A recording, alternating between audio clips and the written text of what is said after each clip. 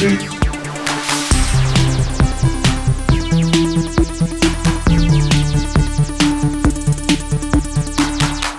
everyone, welcome to GameFace, episode 281 on Sifted Games at sifted.net. I'm Shane Satterfield. I'm here to guide you through the next couple hours of intense gaming discussion. And alongside me to do that is Matthew Kyle. What's up, Matt? Hey there, demons. It's me, your boy. What was that show we were just talking about? BuzzFeed Unsolved. BuzzFeed Unsolved. Yeah, I've not watched the show. Matt highly recommends it. Yes, another show with a Shane. Oh, that's yeah. He says the co-host is named Shane, and he actually has a fan club called. Yes, his fan club are the Shaniacs. What y'all waiting for? I'm just kidding, of course. I would never want a fan club around me. That would make me very uncomfortable, I believe. How's your week been, Matt? Pretty good. I mean, slow as slow AF. Slow in the game sense, yeah. But there was Thanksgiving. There was baking. I made a pumpkin pie and a chocolate mousse cheesecake for that.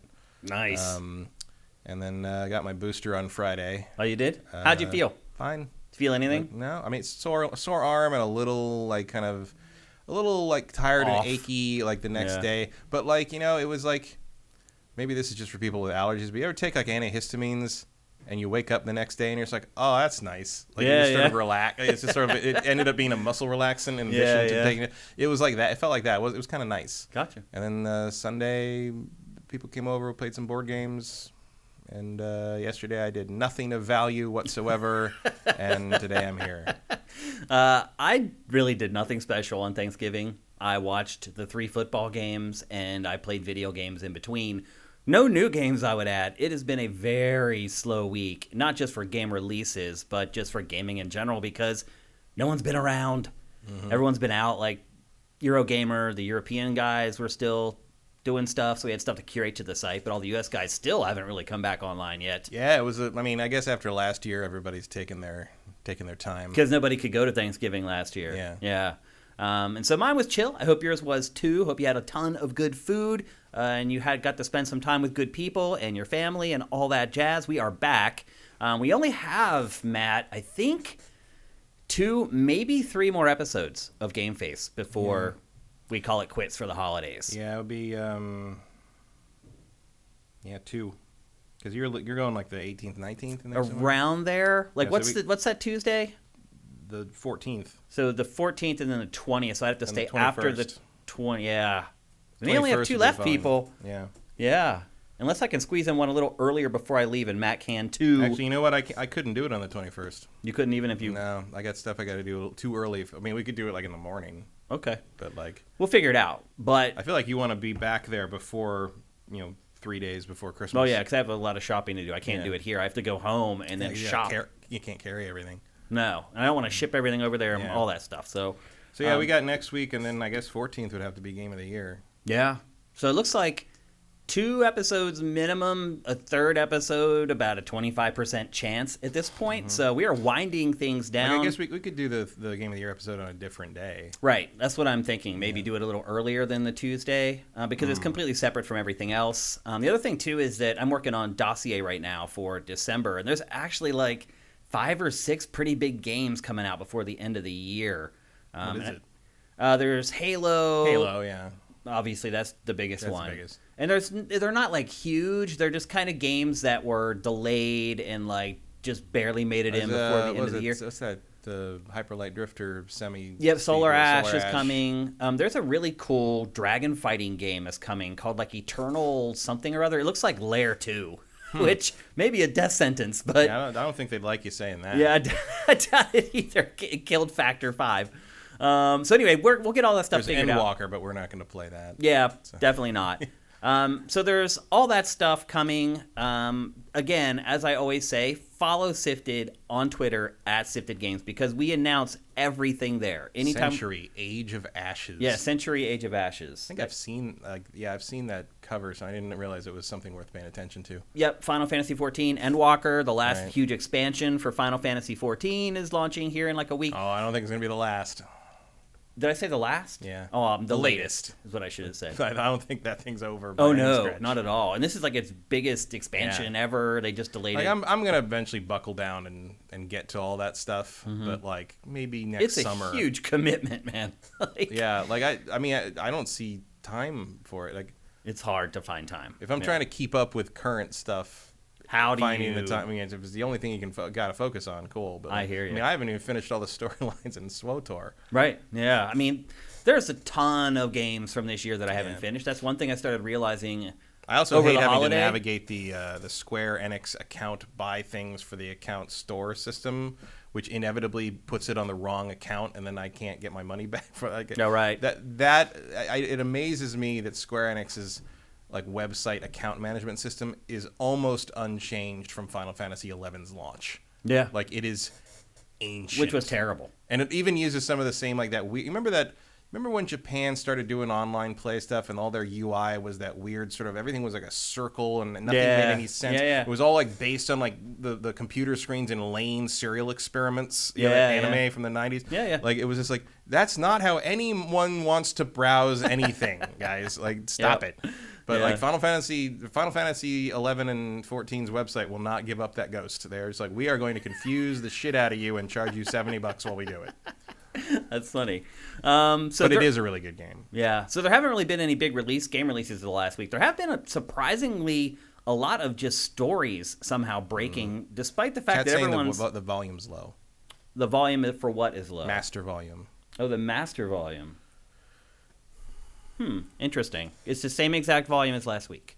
It literally hasn't been touched since last week, and nobody complained last week. So I'm not sure what to make of that. I know. More than one person is saying it's too low. All right. Well, I'm going to bump it up, and then in 5 minutes, someone will complain that the sound is clipping.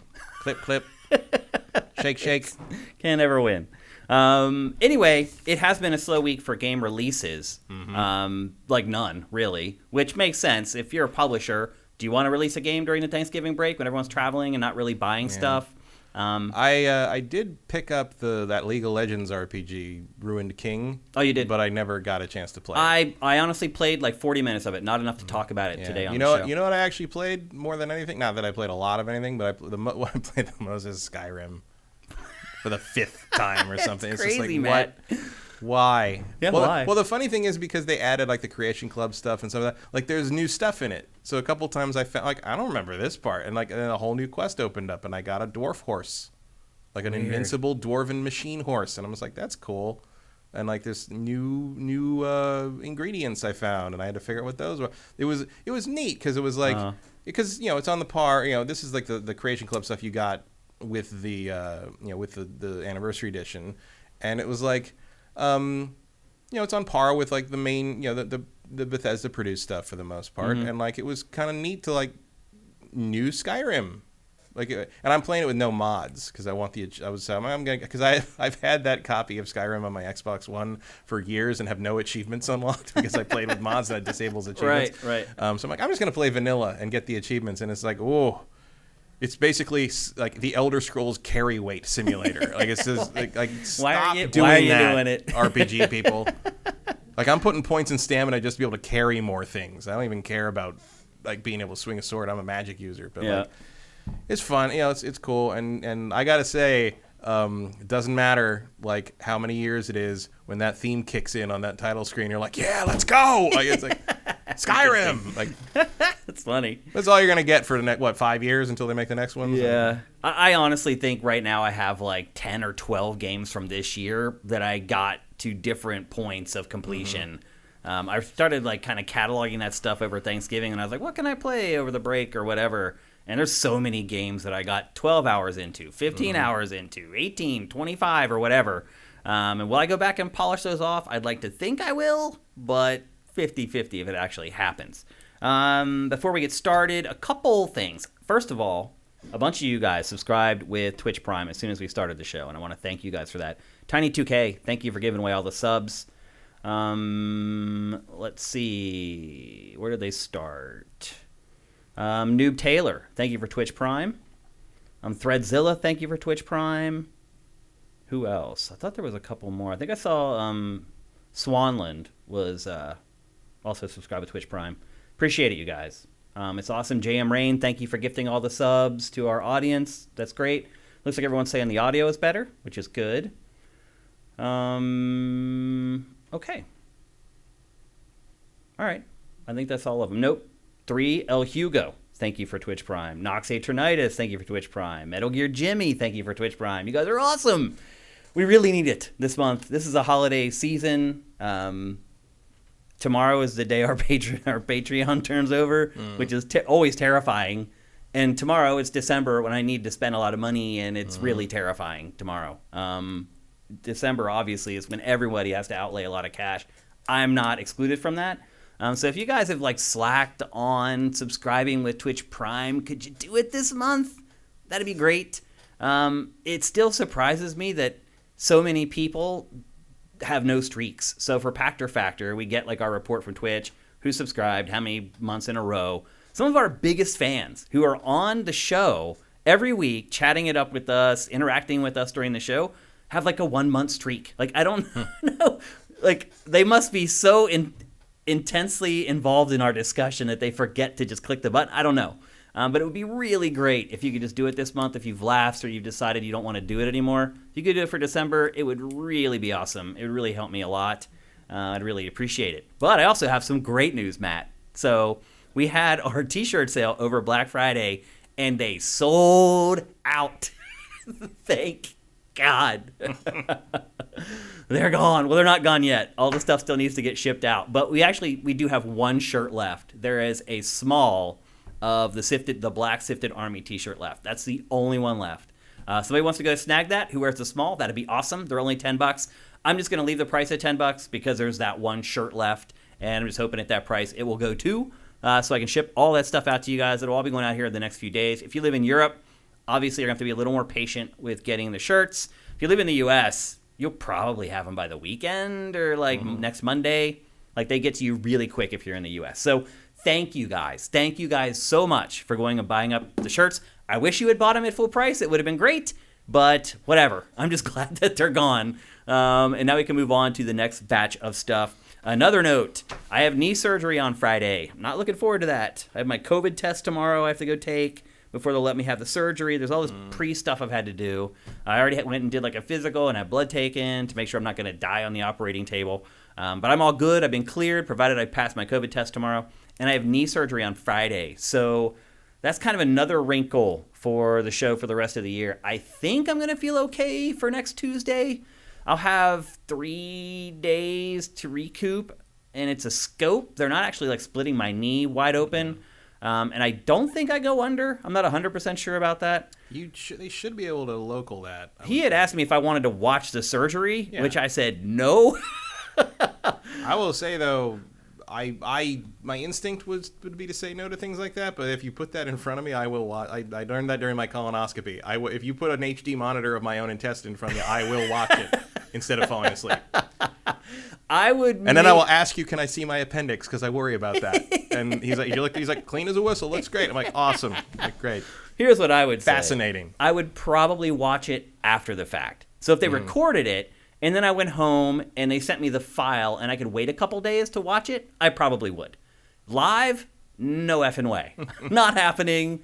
I'm cool. I'll just let him do his thing and hopefully everything works out okay. So anyway, that's on Friday. I should be good. Next week, my leg might be propped up or whatever underneath the table.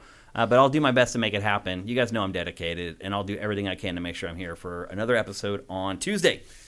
It's a long intro, which is good because there's not a lot to talk about this week. And then finally, something that kind of happened on the site over the last couple days is related to Jim Sterling. Did you see his latest video? Or her? Is it there or her? I think either, but I believe she prefers her. Okay. Her. That changes a lot recently. I think it's hard to keep track. She's figuring things out, I think. Okay. So we'll keep up as best we can. I'm doing the best I can. She published a video talking about how she was angry that people are giving Call of Duty Vanguard decent review scores. It's impossible for me. I've known Jim forever. It's really hard for me to change. She believes that critics should have docked the scores.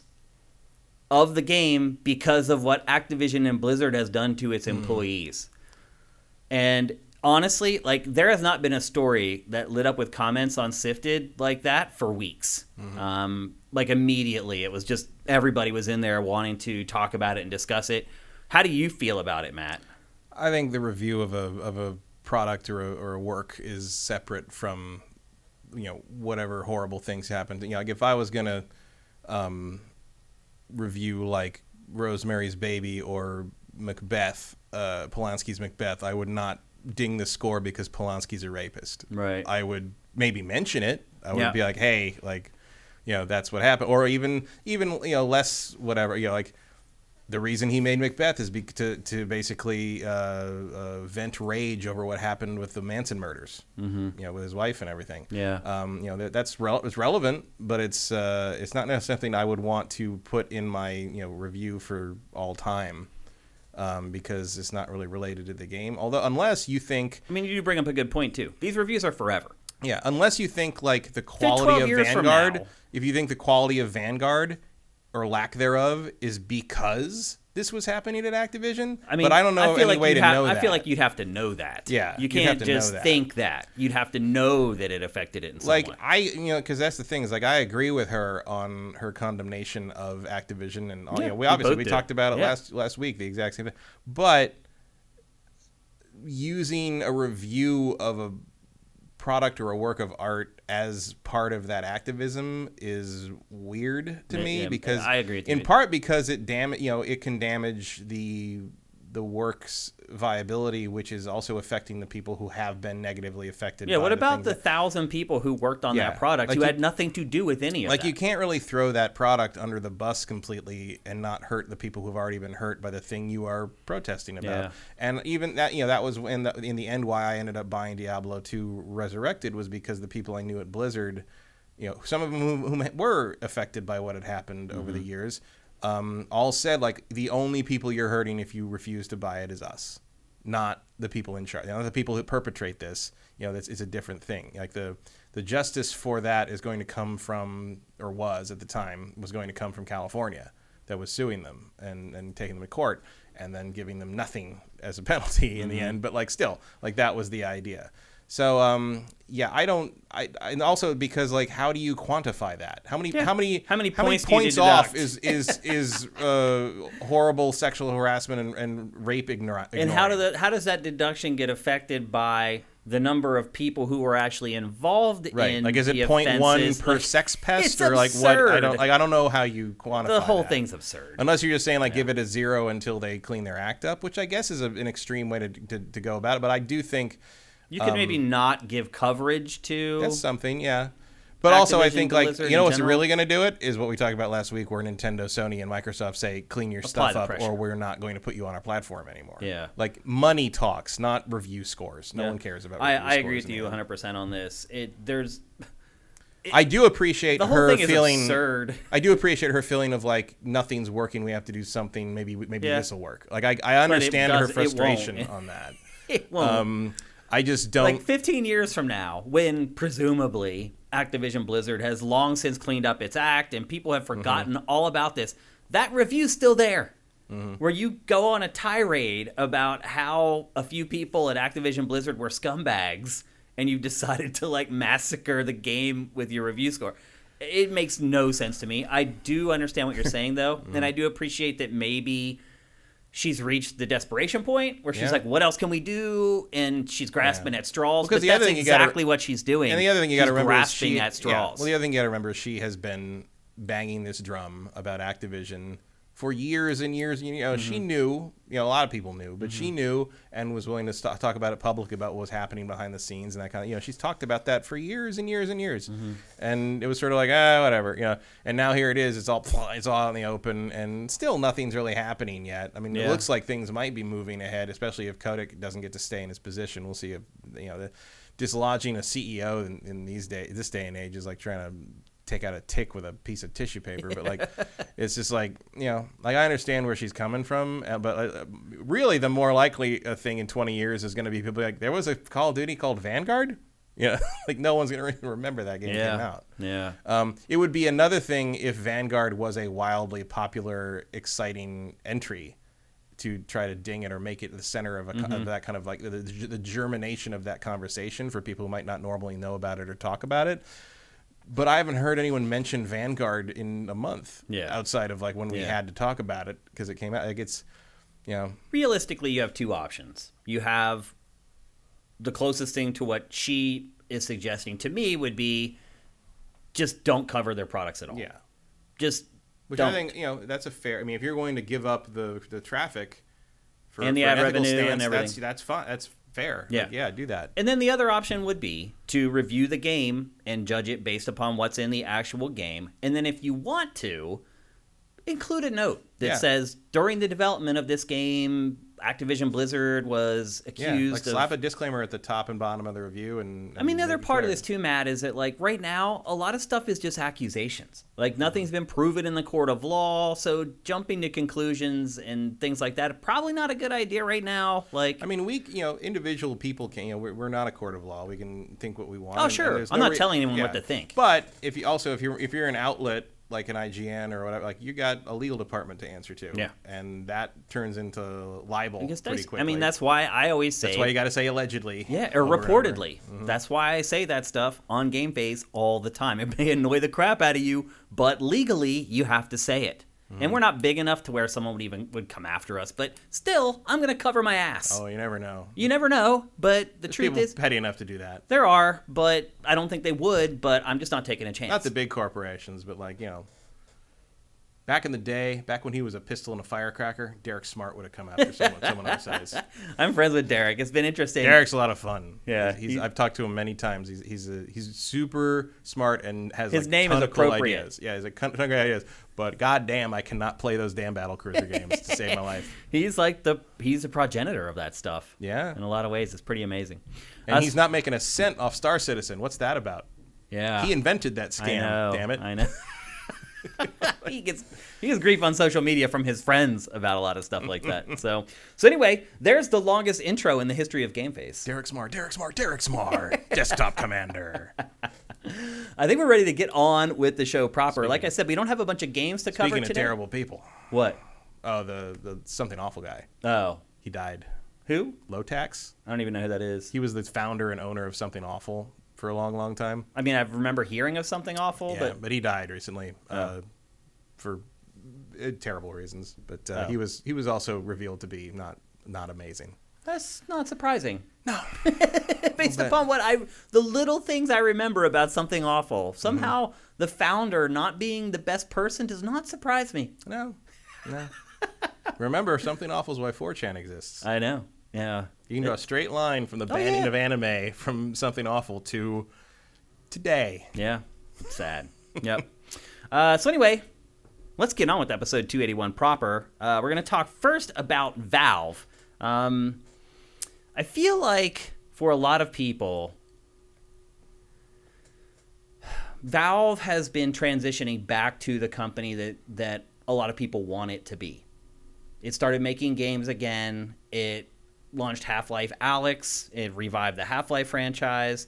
It just announced and is about ready to launch, I believe, the Steam Deck. I haven't heard anything about Steam Deck for a while. Have you? I mean, we heard that it got delayed. Like the version that was supposed to ship by Christmas got pushed to next year, so that was thrown out. So I think a lot of people are starting. Sterling goes by they now. They. So I actually had it right the first time. We were right the first time, so we should have been saying they that whole time. Okay. Apologies to Jim. Do they have a different name that they want to go by? Their name is James Stephanie Sterling now.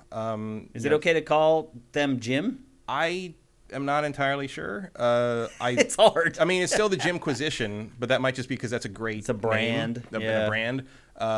From what I've seen, I have seen people call them Steph more than, but that might be their friends, which I don't know. I don't know Sterling at all, so I don't know what I should call them necessarily. But yeah, I mean, Jim seems to be kind of a doing business as name because it's such an established brand. So I guess, but Steph seems to be the name they're going by. Okay, we're doing the best we can here. Yeah. Anyway, back to Valve. I feel like a lot of people are starting to assume that Valve is going to start doing a lot more of the stuff people had wished it had been doing all along. Unfortunately, we got some news that kind of goes against that ideal this week when it was revealed that Half-Life 3 is still not in development. This was reported by Valve News Network's Tyler McVicker. He claims he receives I can't speak today. He claims he received his information through data mines of regularly updated Valve software like Steam, Dota 2, and stuff like that. And he says instead that Valve is working on a shooter RTS hybrid that it is developing specifically to support Steam Deck because of the controls that people will be using on Steam Deck, which are basically just console controls. Matt, are you surprised by this news at all? No.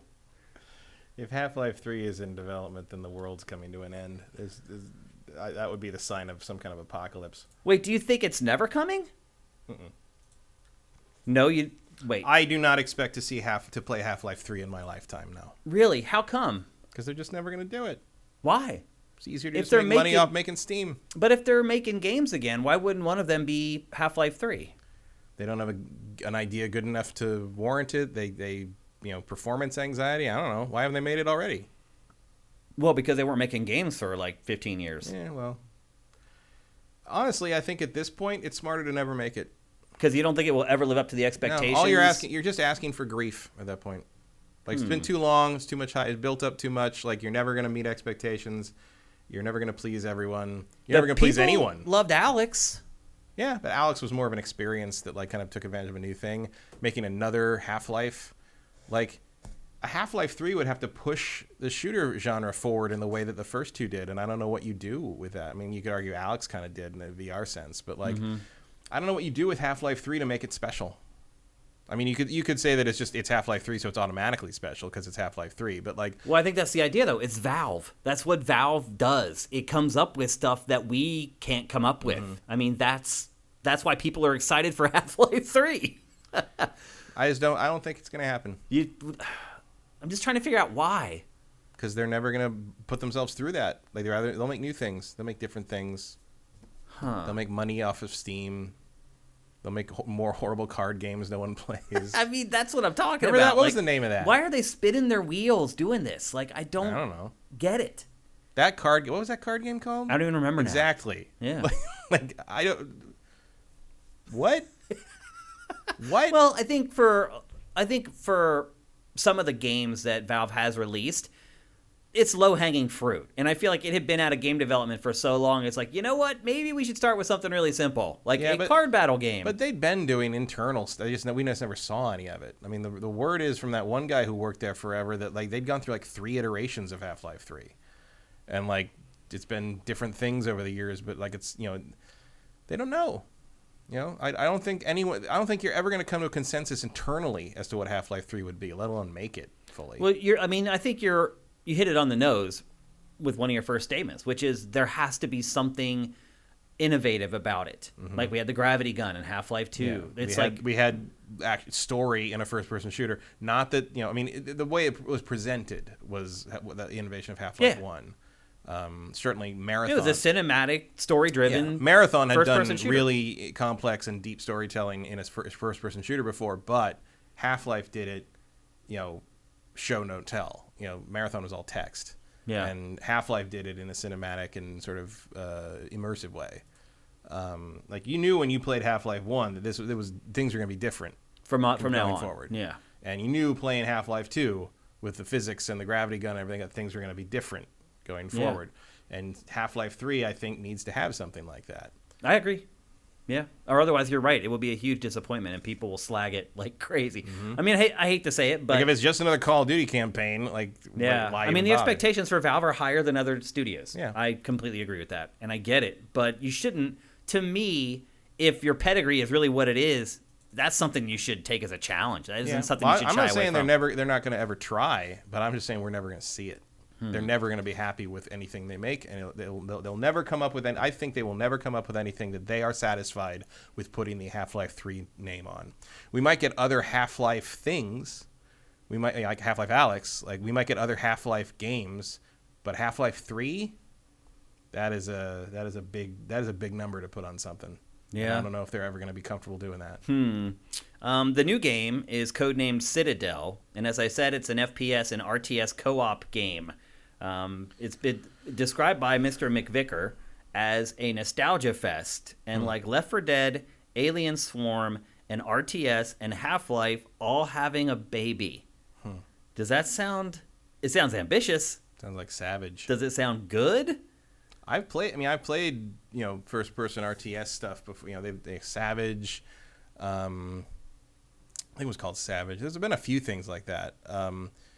Where one player was like a top-down commander thing, and everybody else was running around. And you could like tell people what to do, and they could either do it or not do it. Yeah. I mean, Battlefield is that. Yeah, there's an element of that. Commander the commander option app in and Battlefield. Stuff. Yeah.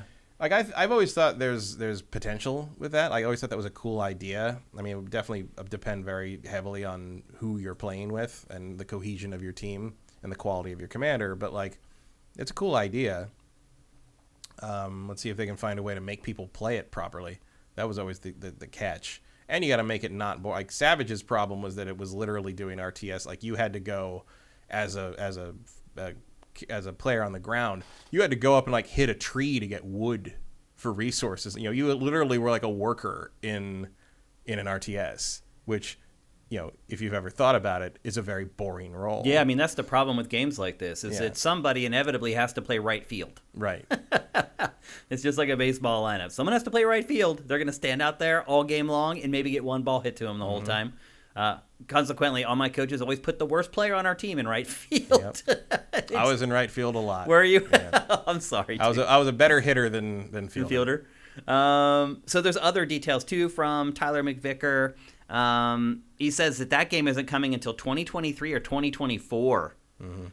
He does say that Half-Life 3 has a few people working on it, meaning they're just kicking around ideas. They're not really like There's a four team. guys smoking a vape in a corner office, just being like, "What if it snowed in San Francisco?" It's nothing's happening. That's great. He also said that a sequel to Half-Life Alyx is in development, but not a second sequel. We'll never see Half-Life Alyx 3. Yeah, exactly. That's where Valve stops at the second one, just with Portal as well. Portal, Team Fortress. Yeah, all of them. Left 4 Dead. But he also says that Valve is disappointed in PC VR's uptake so far and has decided to start pulling back from VR development. So I guess they're making a sequel to Alyx, and that makes sense. Maybe the rest of us will get to play it now. Right. Yeah, maybe they'll make it playable in 2D this time, which would be great, because now modders are taking on the first game and turning it into a 2D game that you can play with a mouse and keyboard or a controller. Valve's not doing it. Valve should have pulled back from PC VR a long time ago. Yeah. Like a year and a half, 2 years ago. I'll say this. There's a lot of sunk cost with the VR stuff. Yeah. So I guess if you already put the investment in, then you might as well keep making games. I don't know, even if they're not going to sell very well. Matt, maybe the better question is, now that this sounds like Valve is trying to create a killer app for Steam Deck. Now that we've kind of been separated for a while from the whole announcement hoopla, how are you feeling about Steam Deck now? You think it's going to succeed? I don't care. I don't know. Okay, but what do you think? You think it's going to succeed? I don't know. I didn't ask you if you cared. I don't know. What does succeed mean in this context? Like become a viable platform that lives for 5 or 6 years. There's no viable platform possibility for it. It's just a portable PC. Yeah. It is not a platform. It is a permutation. That's true. It's not a new platform. It is. It will be a thing as long as Valve wants to throw money into it. Yeah. And as long as Valve can get it made, like that's their big problem right now, is how you get the manufacturing problems are going to like push this thing back and back and back. Like if you order the top level version of this thing, you're not going to have this till mid 2023. I know. Yeah. Who gives a shit at that point? I'm actually curious. Anyone in chat? Like that thing's not going to be powerful anymore by the time it never made sense to me timing wise or money wise or any. I don't get it. I do not get it. I'm curious. What a waste. Anyone in chat who's pre-ordered the Steam Deck and you had to really be on it to get one, how are you feeling now? Are you excited for it to show up? Have you lost maybe a little bit of your excitement for it? I imagine most people just want to jailbreak it and homebrew it. Yeah, I mean, that's a big part of it for sure. But that's a limited audience. Yeah. Oh, yeah. They're not going to move a ton of hardware no. on that alone. I mean, I think we learned that with like the Vita, I believe. Yeah. That there's only there's X amount of people who are really interested in doing that kind of stuff. Ashes in the Hourglass, by the way, you never sent me your mailing stuff to send you your stickers. I don't know if you don't want them, but I never got a message from you at any of the different places. Just a heads up. JM Rain, I pre-ordered but will probably cancel. Mellowack, I thought about it, but that thing feels like a huge waste of money for me. Scorpio's Finest, it's a waste of time. I'd never purchase a Steam Deck. Ashes in the Hourglass says it's an early Switch Pro, which I can understand that. Time Doesn't play Zini, Switch games. Yeah, Time Zini says at least it'll live as long as the Steam controllers. I mean, one thing you can say is that Valve does tend to stick by its products even if they're failing for a while. You may end up buying them for really cheap. Like I got my Steam Link for $5 ultimately. But Valve doesn't really just abandon stuff. Cinetyke, I'm not the guy to ask, not a handheld fan, never thought to buy the Steam Deck. Okay. And Ashes in the Hourglass says, yeah, not interested in the stickers, Shane. You're breaking my heart, bro. Send them to Antarctica. Yeah. Just give us a fake address in Antarctica. And maybe just don't play. If you don't want the stickers, maybe let somebody else win so they get them. I don't know what you're doing, bro. That's weird. But anyway, okay. That's one less international stamp that I don't have to buy. Some people just want the victory. I guess. But he took the stickers away from somebody else who could have won them. So anyway, it is. Send them to a penguin in Antarctica. I think back when they first announced the Steam Deck, I don't think either one of us were crazy overhyped about it. Like I think we were both like, if it was half the price, I might have thought about it. We both had trepidation about it. But like and now the manufacturing delays and both in terms of and how long it's going to take to get the high end one, because the low end one is garbage. I would never buy the lowest end one. Yep. Like if I was going to get one, I'd get the high end one, but not for that amount of money, and not to wait until a year and a half from now or whatever it's going to be now. Like it's crazy. Why? Like, why? Well, there might be a Switch 2 out by that point. Like, I don't know. Like, it's true. I mean, I wouldn't be surprised if the next Switch is released next holiday season, a year from now. It would not shock me.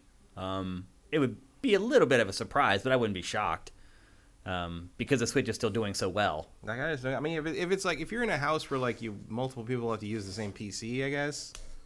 Like if it's like another screen to play on, you can take it in your living room and hook it up to your TV in your living room or something. No, I mean like if you or just want to play, on your own. If you live in a more crowded house than I do, and like maybe mom's doing work on the computer and dad's watching football on the TV, and now I can play my Steam games on my little handheld thing in my room and nobody bothers me. That's one thing.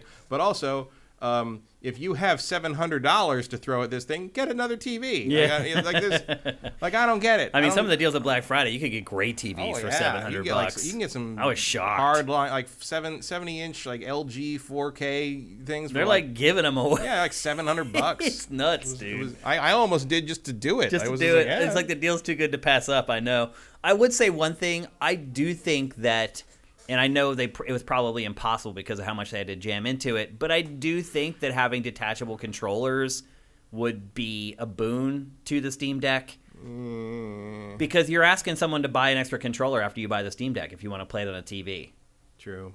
So if they detach like the Switch does... That's why you have all those Steam controllers you got for $5. I mean, they should just pack one in because they probably have millions of them sitting in a warehouse somewhere. Packaging them probably costs more than the actual Steam controller would cost. Yeah.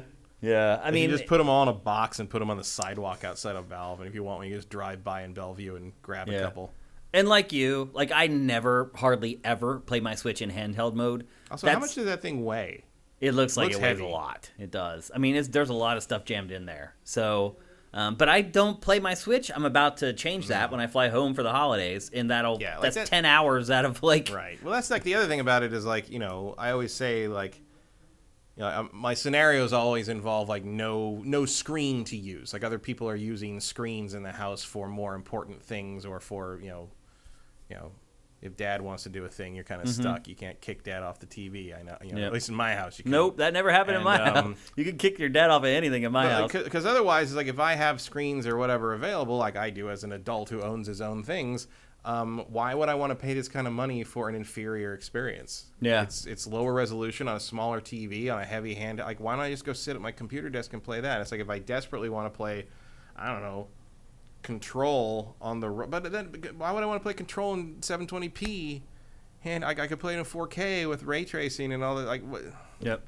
Well, I'll say this, Matt. It appears that chat, our viewers, their opinions on this thing have changed pretty drastically. Because I don't know if you remember, you and I were kind of negative on it, and the chat was like, "You guys are crazy. You're not seeing it." I remember it being a little mixed, but there were more fans. There were more fans than not. Now it's reversed. Now, Commander Fett does say, I want a Steam Deck so I can play games in bed so I'm not stuck at my desk for work and play. I totally get that. Yeah, that's a valid reason. Shneeky says, but everyone else, like Shneeky says, they've never liked handheld gaming. Swanland brings up, I have 300 games in my Steam library, but if we go back, see if I can find the comment. I have 1,800 games in my Steam library. Yeah. But Kymil, 1983 still says, not doing it. How valuable will your Steam library be in the age of Game Pass? Yeah. That's a good point. Like, how valuable is it now? I mean, there's some stuff in there you can't get elsewhere, I guess, but like for now, I paid so little for most of it it's anyway. True. Like the Steam sales are so. But Game Pass times. does kind of change the discussion a little bit. Soul Survivor says you can use your console controllers with the Steam Deck. Okay, right. If you already have a console, I'm just wondering how many people who buy Steam Deck already have a console. Wouldn't think there'd be that many. I don't know. They've already got a PC. Maybe they're just into redundancy. Yeah, I guess. Scorpio's Finest says, don't expect to be playing future games on it. Vincent says, I think it's still interesting. I mean, it's definitely interesting. I don't think there's any denying it's just that. The prices. But when the rubber hits the road and you have to plunk down hundreds of dollars for it, how interesting is it? That's the question. Shaniki says, imagine trying to read subtitles and instructions on that screen. Yeah. Yep. Yeah, you'll need, especially like RTSs would be very hard. Or like kind of like a Civilization 6 kind of thing. Like all the text in that, like that's not built for a 720p screen that size. Yep. Shuffle Scrub says zero interest in this. Happy with Switch. Yeah. It feels like the general impressions of it have soured over time. Yeah. Lazily Diligent. It's interesting, but I have zero space in my life for portable gaming. I'm there with you, man. I just don't do it. Working and parenting excludes many people who can afford this tech from using it. Yep. That's a good point. As always, man, our chat is always on point, man. They get it. So, how do you feel about what's going on at Valve in general, Matt? Think they're headed in the right direction? I don't know. I mean, their right direction is continue making money on Steam, I guess, and from their Well, that direction's never going to change, right? And that's the only thing that matters, really. Yeah. That's the revenue stream. Pays all the bills. For me, I don't really, Valve is a non-issue is a non-entity. Have you never been a fan of Valve? I really liked Portal, and Half-Life was cool, and Half-Life 2 was cool. That's 3 games. Yeah. In my whole life. I don't care. It's sort of the thing. I got into Dota for a good It's sort while. of like the thing with like Blizzard, where it's just like I know there's people that are just devotees to Blizzard, but I'm like, I mean, I like Diablo and StarCraft, and I played World of Warcraft for a while, but it's like the idea that people go to conventions for Blizzard is bonkers to me. Yeah. Like I don't get. Also, I'm not a big corporate loyalty guy. Me either. I like Sega and stuff, but I don't live. I don't own Sega clothing or anything. Right. Like it's. I don't define myself by that in the same way that I don't understand people, but that define themselves by sports teams and stuff. It's just like, but at least the sports team. It's just as silly. It's just as absurd. At least the sports team is doing something that doesn't affect your life and is never going to I mean, they'll lose and make you unhappy, but it's not like, like Sega canceling a game I really wanted to play for stupid reasons, and now I'm mad because I don't get to play that game or whatever. Like the Steelers are never going to just do that to you. There's less sort of anti-consumer sentiment in terms of sports fandom, I guess. Although you can make an argument if you dig deep enough, but most people don't want to. But in terms of being fans of corporations selling me products, meh. Even Transform. I mean, I love Transformers, but I'm not a huge fan of Hasbro. Right. Those are two different things. I mean, I'm the same way with games as I am in sports. Like, I'm a huge Pittsburgh fan. I'm not an idiot. Right. Like, someone last week was like, haha, Steelers suck. I'm like, yeah, they do suck. Like, Yeah. did you think I'm delusional and I don't get that? I've been watching football since I was 4. I've been a That's Steelers fan for like 40 years. Like, I went through the 80s. Like, I don't look at anything that way through like a biased lens. Like, what I like is what's right, and what if someone else likes something else, they're wrong. Like, yeah, I've that's never insane. understood that like angle of sports. I actually don't really know anyone who's like that about. I know. Yeah. I mean, I've met them, but I'm not friends with them. It was like the thing is like there's people who are like, you know, the Steelers only lost because of bad luck or because of like, you know, bad calls or like the other team cheated or like they. I mean, they come up with like excuses. Or they'll come up with excuses, or they'll be like this time they're gonna da-da-da, you know, yeah. Whereas you'll be like they're not gonna win this game. Yeah, like they're terrible right now. Like, I'm like that with games. I'm like that with sports. But I'm not saying everyone's that way. I know people who are sports fanatics who are absolutely delusional that their favorite teams are the best teams and can't see that there are good players on other teams and all that kind of stuff. So I met people from Cleveland like that, and that is like that kind of belief can change the world. But you're using it on football, and it's not changing football. Although the Browns are okay right now. They are. Yeah. They're better than the Steelers. Well, actually, they're. Well, that's not. Those two are kind of on equal footing right now. The Bengals are better than the Steelers. They proved that this weekend. So, to the question I asked you about the direction that Valve is going in, it's better than it was. Because I don't care about Steam that much. I guess it's better than nothing. I have a decent library there, but I'm not like a Steam fanboy or whatever. No. Like I don't care that I have other stuff on the Epic Game Store or the GOG Galaxy, whatever. Yeah. Like, I don't need everything to be on Steam. I don't either. And it doesn't bother me at all. What I do care about is bugs games. me. I never remember what my EA Origin login is, but that's different. What I do care about is video games and companies who generally make good video games continuing to make them. So it was a hole for me that Valve decided to just basically stop making games for about 12 or 15 years, and now they're back and they're at least trying. So I appreciate that.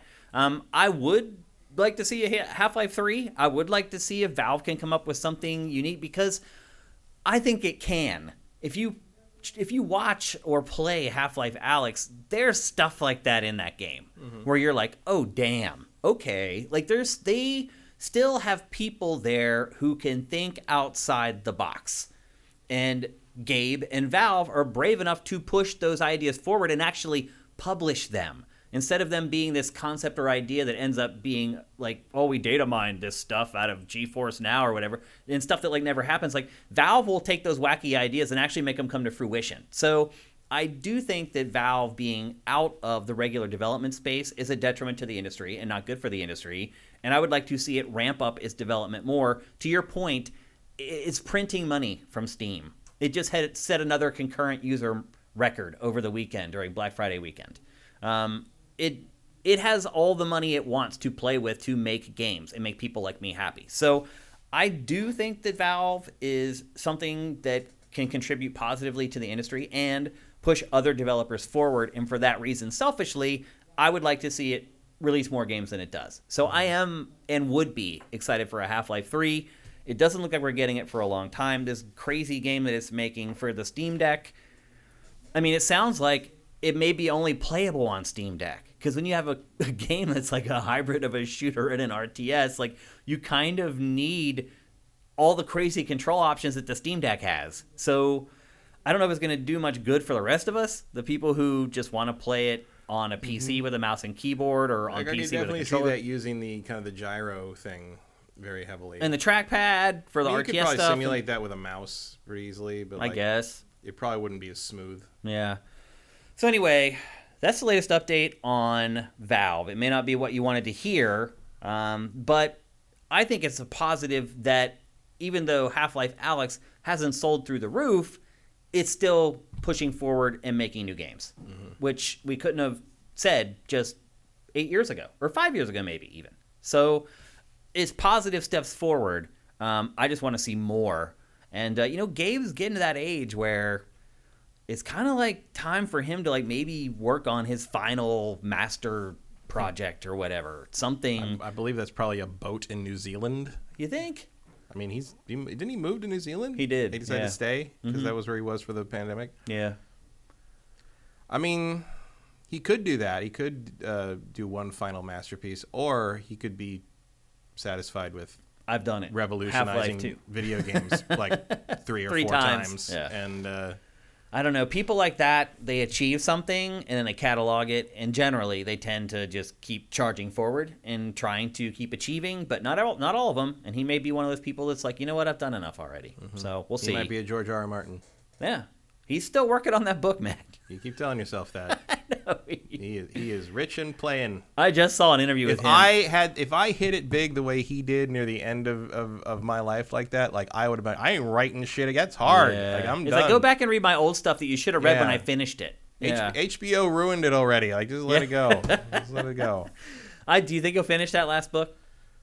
Well, he's got 2 books left, so I think he'll finish. I don't think it's one. realistic to expect. I don't think we'll ever see book 7. I think we'll see book 7 written off of his notes or something at some point. Like Lone Wolf, my preferred fantasy choose your own adventure series, which was supposed to be 32 books, only came out with I think 30 or 29, 28. That's still a lot. And a lot of I think they only went up to like 15 or 16 here in the United States. The others came out in the UK because he was British, and they were doing collector's editions and hardcover like reprints, and they were going to like go all the way up to the point where they stopped, and then do the 4 that were never published. And then they had trouble with the publisher. They had to switch over just to another publisher. Trouble with that publisher, switched over to another publisher. That publisher didn't get anything even done at all. So finally, the guy who wrote it, Joe Deaver, said, "Okay, I'm gonna start my own publishing house and publish my own books, and we'll get it done that way." And about 3 months after that, he died. Oh, jeez. And then his son and this other author like took his notes and have been putting out the rest of the series, and have put out 2 books that he never finished writing, and we're only 2 books away from finishing Lone Wolf. And that'll happen in the next several months, probably. Like the next book is due in like January, I think, and then 1 more book, and Lone Wolf is complete after 40 years. Wow. I remember those from when I was like a kid. Yeah. Like game books. Yeah. Like, they're really cool, but they're very hard. They're very hard to get, and I had to go through some weird eBay shenanigans to get a couple of the rare ones. Abby Heppy helped me because one guy would only ship to the UK. Oh, he was in the UK. so they shipped I to her, had him ship it to her, and she sent it to me. That was one of my mid-pandemic moves. Was That's funny. Like finally, book 15. Yeah, I mean, choose your own adventure books used to be huge. Oh yeah, and actually there's a Lone Wolf game on Steam. Oh yeah. There's another series called Fabled Lands by some of the guys who made some of the other, which are open world choose your own adventure RPG books, where like there's like 7 of them, and you can travel from one book to the other. So it's like because they're all a contiguous map. So you like something you do, you might get on a boat and it sends you to book 4, and you do. And there's a Steam game of that now called Fabled Lands where you can play that. Like they're adding the areas of the books as they go. So I think they have like 4 books in the game right now. They're going to add the next 3 and keep going from that. There's a new Choose Your Own Adventure series of that type by these guys who used to write the old ones, but now they're writing one based on an MMO called the Vulcanverse, which is like ancient Greek stuff. It's fun to see all that stuff kind of come back when you least expect it. So I guess maybe if Lone Wolf can get finished 40 years later, maybe Half-Life 3 there you go. might come along before we die. There you go. But we'll see. Okay. Time to move on. We're going to talk next about something else that people have been waiting for a really long time for, and that would be the exclusive Spider-Man DLC for Marvel's Avengers, Matt. It was touted from the beginning the box, and then here, how long has it been now since it was released? A year and 2 months. 14 months later, today, right now, today, it launched. Is it free? I think so. Yeah, if you're on PlayStation, yeah. You don't have to pay for anything? I don't think so. I don't know. I'm really honest. I've not been paying attention to this because I'm not going to play it. You're not going to play it. I'm done. That was my first question. When I found out what it says here on the paper right before, I'm like, oh, then no. You didn't know that before you came in? I knew that before I came in, but when I saw that in the articles or whatever, I was like, oh no, I'm not reinstalling that. So the bad news is that, well, the good news is it launched today and it's available now for download, and it appears that it's free. The bad news is that it's like about the easiest way that they possibly could have put Spider-Man into the game. Yeah, they just put him in. That's it. There's no campaign. There's no story mode. There's no like Hawkeye and Kate Bishop had and Black Panther had. Like It's just you can play Spider-Man. It's the laziest That's it. inclusion of them all. Now, I will say this. Watching the trailers and the gameplay that they put out, Spider-Man himself has a lot of moves. And, I mean, I think it's going to be fun to play as him, but there's no context for it. You do get missions, but then you just get, like, audio logs if you complete the mission. There's no cinematics. There's no story explaining how he shows up or why he shows up. Like, it could not have been more of just like, we have to do this. Yeah. We have to get this done. Yeah. So let's get the model in there. Let's get his moveset in there and call it a day. I mean, they basically did it as lazily as you could.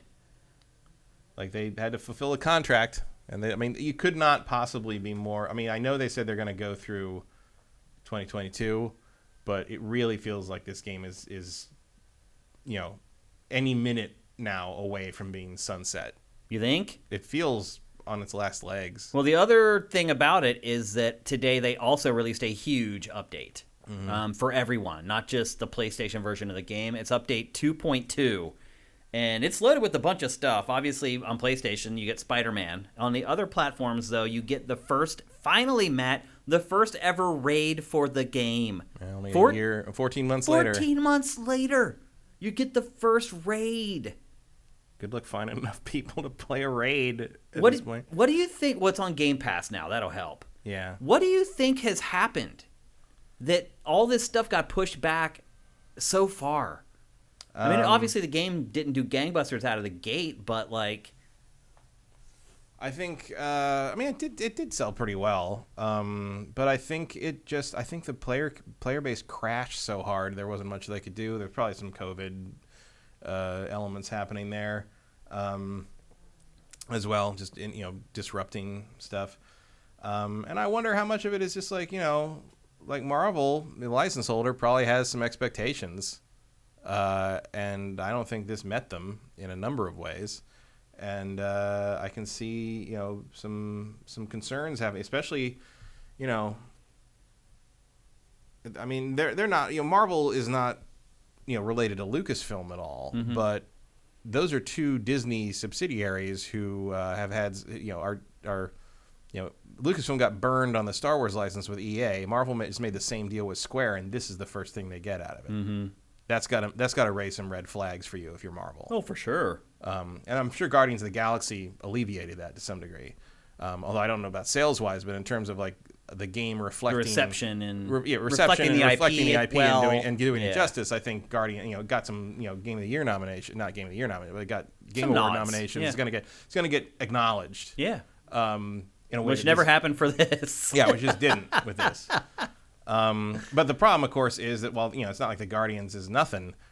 This is the Avengers. Yeah. This is Spider-Man. Yeah. Like this is the big guns. You don't get bigger guns than this right now. Does it strike you as crazy that Crystal Dynamics would go through all the work of getting web slinging working, his insane moveset working in these insane environments, and not create cinematics and a plot and a framework for all of it? Maybe. I mean, I don't know. Like, and then you get into the question of like, is that a separate license? Can they not do that because Insomniac has that? That brings up a good question. I don't know how. I don't know. That would be a very legalese question in terms of how the contracts are written and how the licenses are parceled out.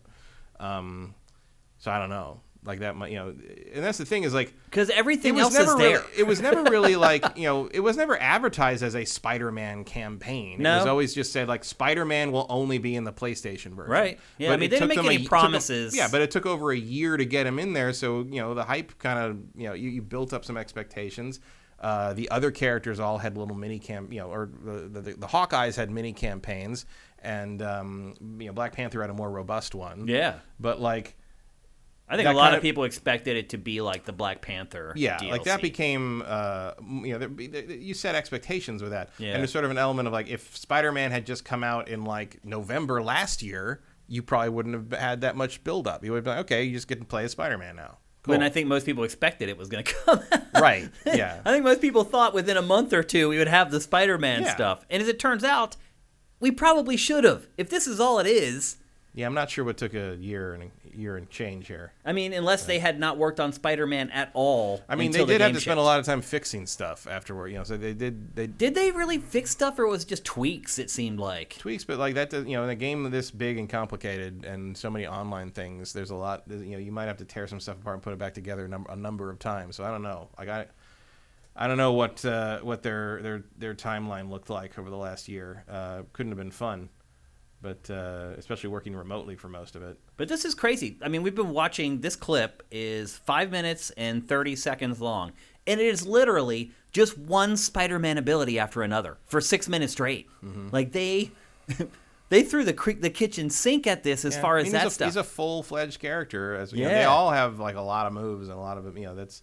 A single character in this game is not nothing. Yeah. They have a lot of variety to them. At least the really good ones do.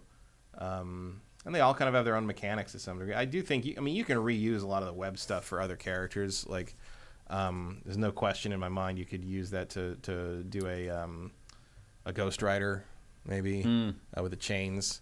I mean, Spider-Man, though, is one of the most unique of all the Marvel characters. Oh, yeah. And he's the number one. He's the hardest to transfer over to other stuff. And he's the biggest, the biggest superhero of all time. Is that true? Merchandise-wise, yeah. Wow. Kids love Spider-Man. Also remember, all my nephews love Spider-Man. I've been saying for months that No Way Home is going to be has the chance to be the first $1 billion movie post-lockdown.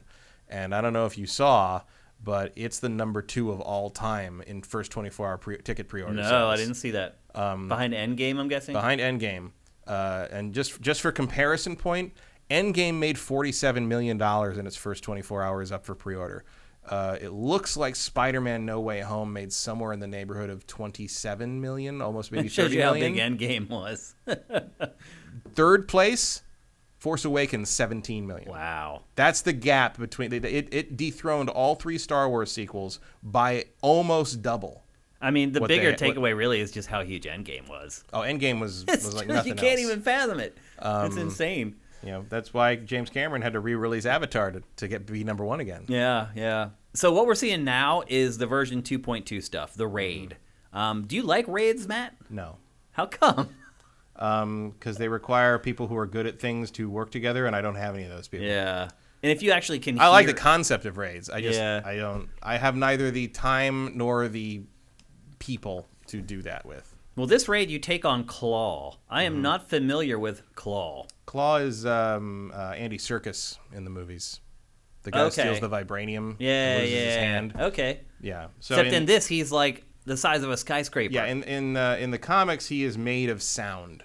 He is living sound. Well, so this DLC is called Discordant Sound. Yeah.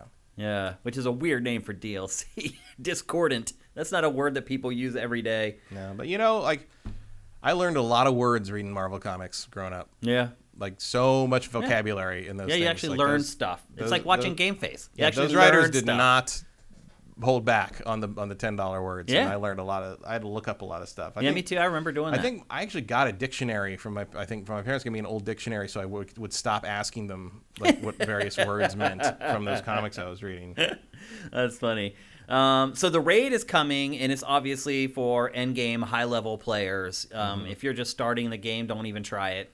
You're not gonna. They're showing like level 80 characters and stuff here. Yep. And in addition to the raid, there's also some other stuff that they've changed. They've done some quality of life improvements to the gear and to some of the missions and some tweaks and stuff like that. But this is maybe the biggest update to the game yet. Probably even bigger than Black Panther. Yeah. And it's all live today. I'm not sure about how that works on Game Pass, but I'm guessing, just like anywhere else, you should be able to go and download and update. Yeah, I don't think they're charging for any of it. Yeah, which they shouldn't, because they should. At this point, they should be happy that people are still willing to play it. Yeah, the revenue stream remains costumes. So and emotes and cosmetic stuff. Yep. So and Spidey's a gold mine for that. Oh yeah, absolutely. So Spider-Man, is it going to get you off the bench, Matt? No, I'm really shocked by that. Not to just. I mean, look, if I want to play Spider-Man, I'm going to play the Insomniac game. Yeah, I could get that, but I mean, it's cool, but it's like it's too little, too late. I'd agree with that for sure. I mean, so I'll put it to you this way: before I left, I would come back for Captain Marvel. Yeah, you give me Carol Danvers, I'll come back. Before I came here today, I was like, oh, I should download, because I need to download it again because I deleted it so long ago. Like, I should download like Avengers while I'm at the studio, and then when I come back, maybe it'll be done, and I can play the. And then I was like, no, like, I'm not as big a Marvel fan as you are. Maybe as big a Spider-Man fan, but it's not enough. Like, it's not enough for me to delete like 3 games, because now that game is probably 120 gigs or whatever it is. And now I know I'm going to load it up and just like look at the stupid map with all the weird things that are just like, do this, do it again. Yeah. Do it again. Go here and beat up a bunch of thugs. Yeah. Do it again. I mean, it sounds like get this random currency thing you can use to spend to get a weird cosmetic thing that you might have. I don't care. I don't sounds want to like grind for that. It's going to be missions that are the worst missions from Insomniac's Spider-Man. I mean, I want like the side missions. Like, I like are the main Hawkeye missions. missions and stuff. And Yeah. the Black Panther thing was cool. Like, but like, you know, if Spider-Man had a little story mission thing, I would probably try it. But if you're just gonna play like rando generic missions as Spider-Man, I don't care. I don't want to start over on a new character again. No way. Yeah. I already did that twice. I don't need to do that again. Yep, I wouldn't do it either. But it's out there. Marvel's Avengers update at least they did it. 2.2. They did. I'll say this: they did live up to their word. Yeah. Really late. They got some. They still. I mean, look, man. The tease for Captain Marvel was at the end of the campaign. Like the Kree stuff. Like, it's like. It's going to be a year and a half. Like, what's going on? I know. Do you think they'll support it all the way through the end of next year? That's what they said. Do you think that they'll support it all the way through the end of next year? I mean, I think there will be random stuff coming out. I mean, they did live up to their word on this. Yeah. Which I think a lot of people had doubts for a long time. But it wouldn't surprise me if we saw like a 3.1 update around this time next year, and that's the end of the saga. Yeah. What a saga it's been. Initially, I was maybe more excited for this game than any game for like 2 years prior to when it was announced. I remember running that teaser trailer for this. How many times it just showed Captain America's shield like dented and like beaten up, and we were so excited for it, and it just didn't deliver. Should have done a single player adventure game, boys. Probably. Yep. So there you go. That's the latest on Marvel's Avengers. I don't know if we'll ever talk about it again on GameFace. I don't know. I think that might be it. There might be another update at some point. But will we talk about it then? Like, I doubt it. Like, the only reason we talked about this is because this is something that was promised. Maybe at E3 if they show something on their press conference. I don't know. If we even cover Square's press conference. I think again, after last year, this year, maybe not. I think that's it. I think this is the last time we talk about Marvel's Avengers. Maybe I can delete the B-roll. I literally have like 20 gigs of Marvel's Avengers B-roll on the TriCaster from because of the connection to like the licensing and so you know what this made me think of? Just it reminded me again that Lego Star Wars still isn't out. Yeah. And we still don't have a release date for it. That's true. It's crazy. I mean, we're warming up here to basically figure out who won the Fantasy League, both the Sifted Fantasy Challenge and our Fantasy League. Not me. When we start going through that, we'll start seeing like all the stuff that was delayed out of it. This has really been out of the ordinary. I checked the group, the public fantasy. Like what was I like? Third or fourth last year, like way up there. I'm like 189th or something this year. Like everything got. I wouldn't say I intentionally lost because I was a little more adventurous in my picks on that. I was crazy adventurous. I just aimed for the skies, and I think I had three games that actually came out. I had some ridiculous ideas. I mean, I took a peek at it not long ago, and of all the people who entered the Sifted Fantasy Challenge, the last time I checked, there was only one person who had all 10 games. Wow. One. I bet they're winning. I don't know if that's changed since I checked it, but last time I checked, one person out of hundreds got all 10 games. Wow. Just got scores for 10 games. It's been a crazy year of releases. All right. Let's move on. We're going to talk next about PlayStation and what Sony's been up to behind the scenes. Sony has acquired a couple patents here in the last month and a half. In fact, one of them they just secured like a week ago. I think it may point in the direction that Sony is heading outside of the PlayStation 5. And actually, the first thing that they patented is directly related to the PlayStation 5. And just about a week ago, Sony finally decided to patent the shells, the I don't know what you want to call the plates on the PlayStation 5, because all these other companies were popping up that were creating their own plates, and people were buying them. Like, lots of people were buying them. Like, do you think Sony didn't think of that? Like, they're so far behind the curve on that. It's like, did you not realize people would want to do that? It didn't. Because, look, it's a year later. Did you think you'd created the most beautiful thing in the world? Please don't criticize it again. Well, because, man, people come over to my house and, like, everyone, even people who don't know games, there is always at least one person who comments on, like, that's a PS5? I'm like, yep. It really owns that table. I mean, it's always a comment of, like, wow, that's huge. Like, it's a huge, ugly thing that sits in the middle of the room. But I've had people that come over, like a guy was like at our apartment, like fixing like a screen that had torn, and he walked in. He's like, "Oh, you got a PS5?" Like, yeah, sometimes it happens. Pick up on but it. even then, and I was like, "I'm gonna have to worry about you coming back and taking it." Yeah, that's much better. A friend of a friend got robbed at gunpoint at his front door a couple weeks ago because he was trying to buy a PS5 off Craigslist. But he had the guy come to his house for some reason to do the exchange because he wanted to see if it worked. I guess. And the guy just showed up with a gun and had him hand the $500 over and ran off. I mean, that was it. Go to the Starbucks, people. Go to someplace public with cameras to do that stuff, or just don't do it at all.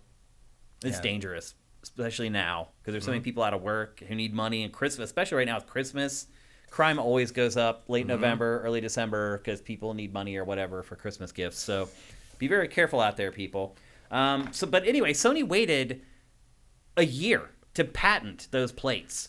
Only after it saw like 4 or 5 different companies spring up that were selling them to people. Maybe they didn't think it was going to be because like cosmetic add-ons for consoles have generally not been a huge gold mine. I mean, certainly the 360 tried to do it and nobody cared. Here are the patents for the plates. I actually went to the patent office and dug up these images, so I'm going to show them, damn it. But it's just like, yep, these are our plates, and now other people can't copy them. Like, it's pretty funny. There's a huge story behind this, too. The patent, which, again, was published just this week by Sony's Japanese division, is according to the patent, the including drawing device emit a shaft portion that can be tilted by the... Oh, wait, that's something else, actually. Oh, sorry. This is the other patent we're going to be talking about in a second. Oh, yeah. So the plates patent was filed on November 16th. This patent sparked speculation that Sony may be selling them itself, which it should have done from the beginning. And I'll say this, Matt. I have looked into and watched YouTube reviews for every plate company because I want black plates. I hate the white. I just want an all-black PlayStation 5. You want something slimming. I guess. Yeah. And at this point, I need it. So it's after Labor Day. So does my be in white anymore. Exactly. So I've looked at the reviews for all of them, and I've been right on the edge. Like, I've ordered them and just had to click the submit, and I've stopped because I know eventually, or thought that eventually, PlayStation was going to release its own plates, and I was going to want one that had the PlayStation logo in the top corner because that's the step too far for these companies. None of them have tried to use the PlayStation logo or cut out the logo like it is on the official plates. And because they didn't do that, I did not buy them. So I've been waiting patiently for Sony to release their own. I thought they might release this Christmas, but now I'm wondering, do you think Sony's going to do it itself, or do you think it's now just because it has a patent, license it out to these other companies and make money off of the back of their work? I don't know. I mean, I guess maybe the licensing would make sense because you have to rearrange your manufacturing schedule less, which is a difficult thing to do at any time, but especially now. But it depends if those companies had to shut down and no longer have those factory times reserved. Some of them have. Last year, the company behind PlayStation5.com was forced to change its name and remove PS5 imagery after Sony threatened legal action. Eventually, it canceled all its pre-orders. In February, a Canadian-based device customization company canceled all its pre-orders called D-Brand. That was one of the more popular companies that was making them. The logos they should put on the place, which should just be, they should say their S5D. Right. just say it's for something else, even it's though 5D. Just flip it over. It's like, yeah. oh, PS5. Yeah. D-Brand had called its plates dark plates. And at first, it was very defiant towards Sony. Yeah, it went on Twitter and was like, "Oh, screw you! You can't do anything. I won't do what you tell me." But as soon as this patent was filed, it received a cease and desist from Sony. Yeah, you can only rage against that machine so long. And D-Brand folded and complied with the demands. And then in a Reddit post last month, D-Brand claimed that Sony did not have a registered design patent for the plates. And then Sony was like, okay, well, we're going to go secure this patent. Okay, we can fix that. That's exactly what it did. Yeah. It's bizarre to me they didn't do that in the process of making the system. It's so simple. Like, why are they even removable then? Right.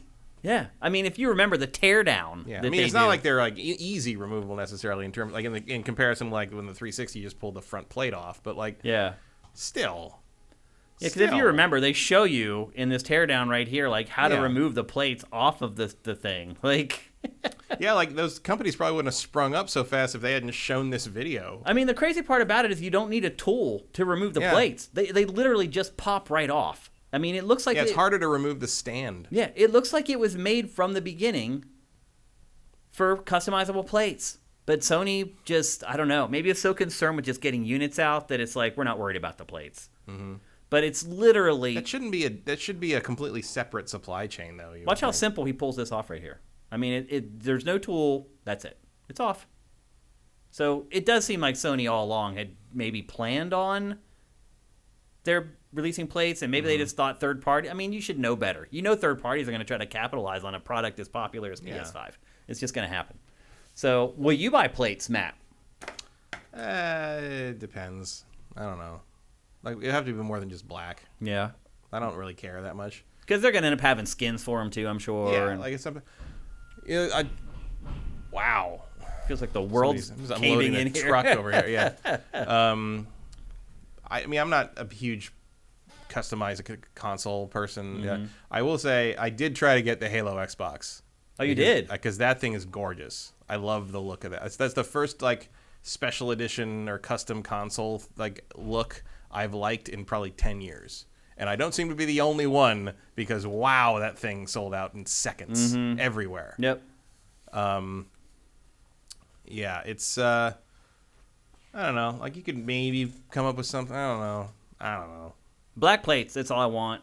If you did some kind of Team Eco themed thing, like, I would maybe think about that. Yeah, the other thing I might think about, and maybe it would be tacky. I don't know. I would love to get one black, but at the bottom of it is a bonfire from Dark Souls. No. You know, and maybe like the smoke just kind of goes up the side. I mean, why don't they start releasing plates for games? Yeah. Like they did with the face plates for 360, which I have a huge pile of, and now I should probably just throw them away. Yeah, some of those are worth something. I don't know. Not many of them, but you know what I do? I still have the ones they gave out at E3. The numbered ones. The ones were like no, those are probably worth a lot of money. There was something, I think, but like, you know, the ones they were like where they announced that you could do that and they first showed. I have like 3 of those. Wow. Because like people didn't want them, they were like throwing them away, and I was like, I'll hang on to that. I mean, those got to be worth a lot of money now. Maybe. I mean, because if I remember, they were only numbered up to like 500. Yeah, there weren't that many of them. Yeah, I would guess that they're worth a lot. So anyway, faceplates, new patent. I did see in chat that Nox Tinnitus is saying that they filed the patent in November of last year, and it wasn't approved until now.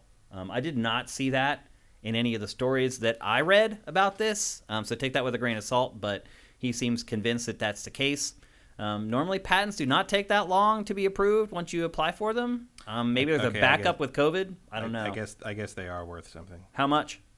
I mean, what they're priced at doesn't necessarily mean that they're selling for this, but they are priced on eBay around $700. Yeah, I'm not surprised by that at all. That seems about what I thought, actually. Meanwhile, I've been throwing them in boxes for like, get out of here, like moving with them. Dude, anything that's numbered like that you only got at E3 and there's only 500 of them, it's gonna be worth money. It's just the way it is. Okay, and then the final Sony patent that was also uncovered this week was for a DualShock mobile controller snap-on. And I'll just bring that up right now so you can see what I'm talking about. You've seen things like this before. where it's basically a controller that's cut in half, and then you have the mobile screen in between the two halves of the controller. Lots of third-party companies are making these. I know some people who swear by these types of controllers for mobile gaming. I've never really tried one. Have you? No. Do you remember that? I don't have anything I play on mobile that I would ever want to commit to that degree. Do you know what that reminds me of? That keyboard controller for the GameCube? Yeah. Was that for Phantasy Star? Yeah, Phantasy Star Online. There was a GameCube controller that was like this, that had a full keyboard in the middle. This is just your phone, what you're seeing here. That's the phone that slides in between. Do you have any interest in anything like this, Matt? No. I barely barely remember I have games on my phone. Yeah, I just... I know it's supposed to be probably for like remote play or streaming stuff to the phone. No. Well, that's what Sony is saying this is for. It's basically saying that it's for people who want to use it to play its mobile games, not to just play any mobile game. Exactly. Okay. It is interesting that it's based upon the DualShock 4 instead of the DualSense. Mm-hmm. My guess is to keep costs down, keep it familiar. You don't need that stuff. What else? What other information do we have on this? This is the part I was getting at earlier. The included drawings of the device emit a shaft portion that can be tilted by the user and detect the tilting direction and tilting amount of the shaft portion. They say that shaft is one bad mother. I don't even know what they're talking about. Just talking about shaft. Yeah, I don't. Where's the shaft on that thing? I don't get it. We've said shaft way too much. Nobody understands him but his woman. Sony says it could be used in conjunction with a smartphone to play PlayStation games via remote play or via the cloud. And also, Sony is making a big push into mobile. It's trying to. Remember, it made that big announcement not that long ago about it. Well, what I did not know was that in October, Sony appointed the former Apple Arcade content boss Nicola Sebastiani to lead the company's mobile operations. So they made a big hire there. There's also a Wipeout game called Wipeout Rush that's coming to mobile. Any interest in Sony's games on mobile? Nope. Not even like a Wipeout or something like that? Nope. Me either. If you want to make a Wipeout for PS5, hell yeah. Yeah, the storage on my phone filled up this week. If you want to make an update of Wipeout XL and get all the music back, I'll pay you full price for that. Yeah. But my phone was full, so I had to go delete stuff. And what I realized is that I had a Call of Duty mobile on my phone for years and had not played it, and it kept being updated, and it was now up to like 3.5 or 4 gigs on my phone. So I deleted that. But what really struck me was, I also have Pokemon Go on my phone, which I have not played in 3 years. Like, I had like 5 games. Mm-hmm. I had the Harry Potter, like, Pokemon Go clone was still on there. Like, I had all these games on there I had not played in like 3 or 4 years, and they just kept sitting there getting updated, sucking up space. But it also just showed me I do not play mobile games at all. No. At all.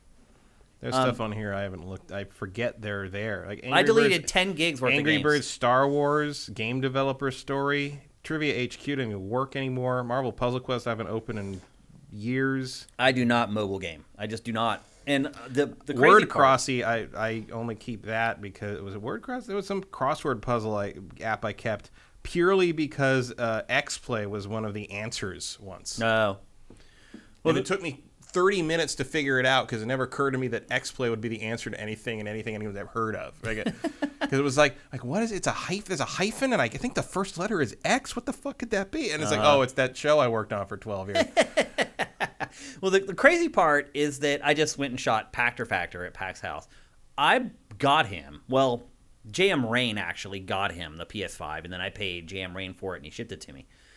I gave him that PlayStation 5 month and a half, 2 months ago. He has still not opened it. Not only that, like it's not even like in the box. It's in the brown shipping box still. He hasn't even opened the shipping box to look at the PlayStation 5.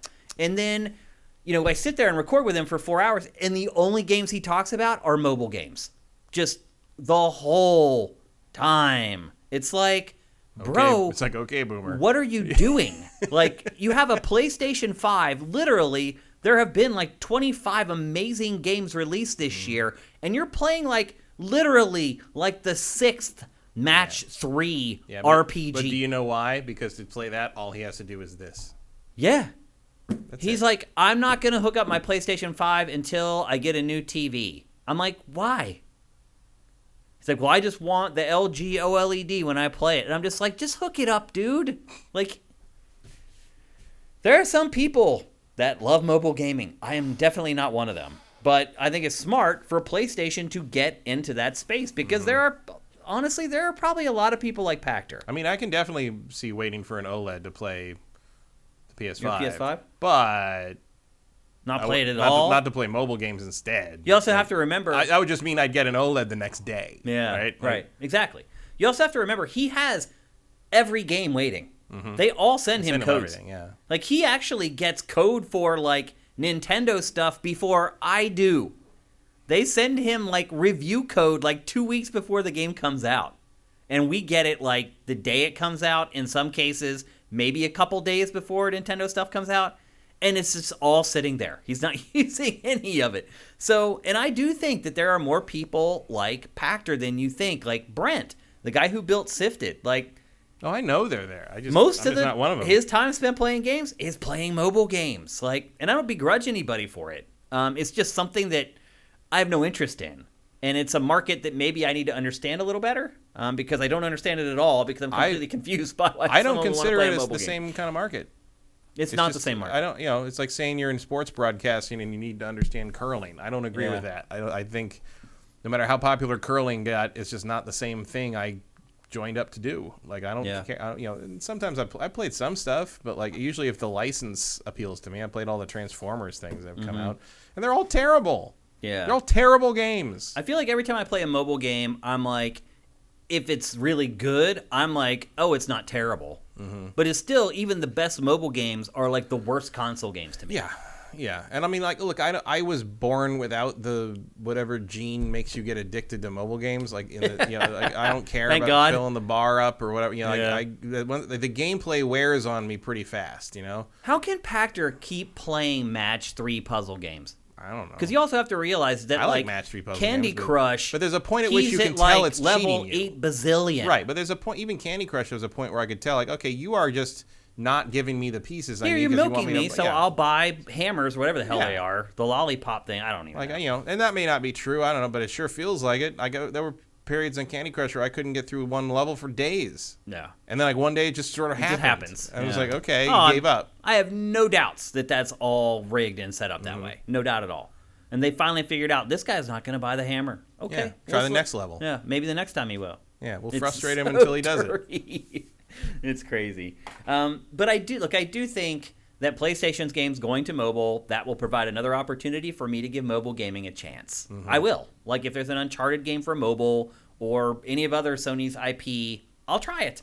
I'll probably hate it, but I'll try it. Yeah, I'll try it. But it's like it's always going to be stuff like the Mario thing where it's like, okay, this is sort of a weird shrunk down facsimile of this thing that I know, sort of like Fire Emblem with sacrifices, Mario and Kart, and like it's just like, yeah, I'm there with you, dude. Yeah. I don't get it either. It's not my forte, and I don't begrudge anyone who does. As long as people are playing games and spending money on The things I play the games. most on mobile are actually board game like apps, like versions of board games, so I can just play them real fast and not have to set things up. Like, is there anyone in our chat that likes mobile gaming? And if you do, can you explain? Because you guys are console core gamers, and so if anyone has found like a mobile game that you guys like, I'd love to hear about it. Because I'm not closed-minded to it. I'm willing to give it a chance, and I have given it several chances. I think Delfino is correct. Pactor seems the type that shouldn't go near a casino with his credit card. Or, I mean, he's a whale, I'm sure. I'm sure at casinos in Vegas, they know who he is, and he gets to stay for free. Yeah, he gets the suite. Yeah. Swanland says, I only play Picross and Jigsaw games. Yeah, I mean, I think that's the way it is for most people. Tiny2K says, I play Puzzles and Empires with Pac. Oh, there you go. Because the twice weekly war is fun. Yeah.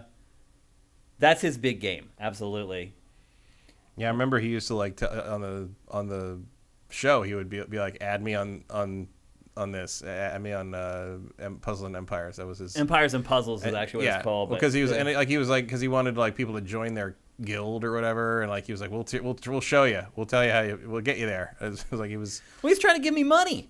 He's like, I'll give you $200 to start playing Empires and Puzzles, and I said no. And he's like, what do you mean? And I'm like, I just don't want to play it, and I'm not going to take $200 of your money to put it into something that I don't want to play. Yeah. Like, just flush it down the toilet or go to the corner and give it to some like a homeless person who needs it. Like, don't burn it.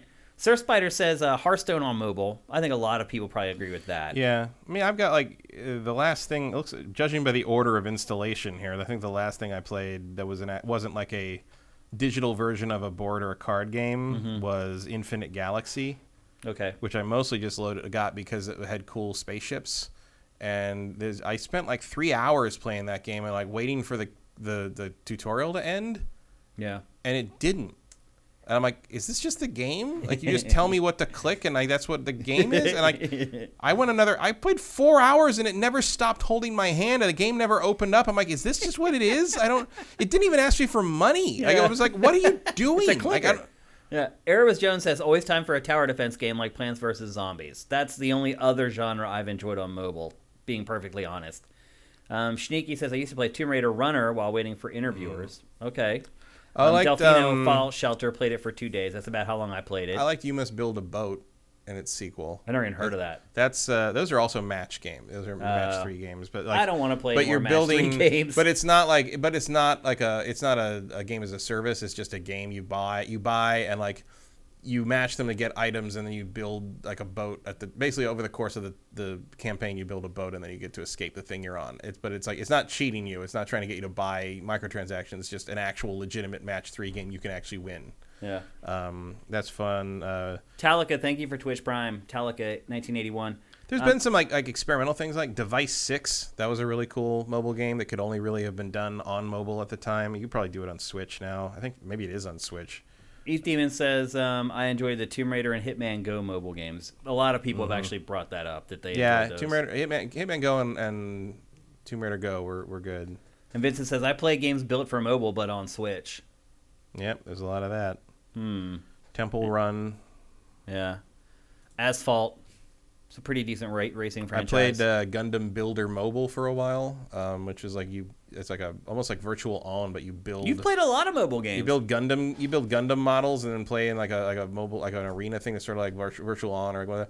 I actually turned Austin Creed onto that at a Christmas party 2 years ago because it had just come out and I was playing. He's like, "What's that?" I'm like, "It's a Gundam. You build models and then you fight with them." And he's just like, "What is that? Tell me what to." Do you ever think mobile gaming will become a significant part of Sony's business? I don't know. I mean, I would. It feels like it's getting into it later than it should have, but I guess better late than never. I guess. Like, I can't imagine them ever becoming like a force in it, but maybe, I don't know. Most console companies fail miserably at mobile. Yeah, it just doesn't translate. To your point, it's a completely different market. Yeah. It's not, it's Michael Jordan trying to play baseball, basically. Yeah, that's a good way to put it. Yep. So anyway, that's the latest on Sony and PlayStation. 2 patents, one for plates, so it can make money off its PS5 plates, and one for a crazy grip controller for mobile to help bolster, I think, its mobile efforts. I think stuff like this, though, just kind of puts Sony on the map for mobile for some people. Like, we'll talk about it here on GameFace, and people are like, that's right, Sony's making mobile games now. And maybe they'll remember it when when Wipeout comes out. They're making movies, too. Doesn't mean I got to go see Uncharted. That's a good point. I will probably go see Uncharted, though. Will you? Yeah, probably. But like, I'm a sucker. I don't expect to have to rush for tickets the way I did for Spider-Man. No, at least I wouldn't think so. Spider-Man opening night tickets for City Walk. People are trying to sell them for $1,400 on eBay right now. You won't do that, will you?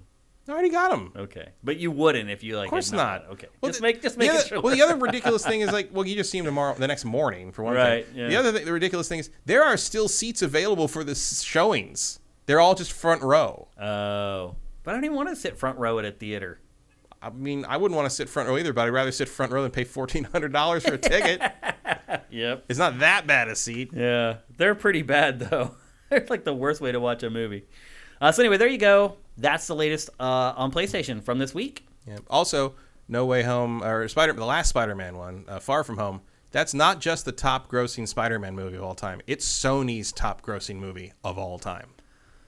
Do not Sony's underestimate bar isn't that high. It's not that high, but do not underestimate the power of the Spider-Man. Oh, no, I'm not. I mean, I know Spider-Man's huge. It's absolutely true. Yep. Okay, let's move on. We're going to talk next about Epic Games and how Epic Games is taking over the world. It's buying everything and anything. It's filing lawsuits wherever it can. The latest update from Epic is that it has purchased Harmonix. I think this was mentioned during Q&A last week. Yeah. It happened during during Q&A or something like that. We didn't really have a bunch of details. We couldn't really talk about it, but now we do have the details. I guess what I would say, just to start off, Matt, is that it seems like a good deal. I mean, as far as what is Harmonix really doing anymore? I'm about to show you. Only on GameFace will we show you what game publishers are actually doing. So this is obviously Rock Band 4. It's still doing Rock Band 4. Still doing Rock Band 4. There's still DLC. In fact, when this deal was announced, Harmonix made a point to say more Rock Band 4 DLC is coming. It'll be coming all through 2022. It also made a point to say it will be producing no more peripherals. So whatever's out there is what's out there unless a third party decides to step up, and that is not going to happen because it literally bankrupted one of the big third-party peripheral makers. Wasn't it Nyko? Mad Catz. Or Mad Catz, yeah. It literally ended Mad Catz. Think back how many years you can remember cheap Mad Catz controllers. Yeah, Mad Catz goes back to like almost as far as I can remember. Like, right. And what I was in high school. And then Rock Band killed it. Rock Band killed or Guitar Hero. I think it was Guitar Hero. You're right. I think it was Guitar Hero. It doesn't really matter. Yeah. Well, it matters if I'm going to play one of them. Right. Well, I've thought about pulling out Rock Band again, but it's so much setup, and I don't even know if I still have any of the guitars anymore. I have the actual wooden Stratocaster controller. I have two. I have two orange ones. But I don't know, like a full size. It's the full size thing. It's made out of wood. Yeah, but I don't know if I have any plastic ones. I have that. I have the Ion drum kit, and I have the keyboard from Rock Band 3. Oh, I never got the keyboard, but I have like everything else. I can totally set up Rock Band 4 in my living room.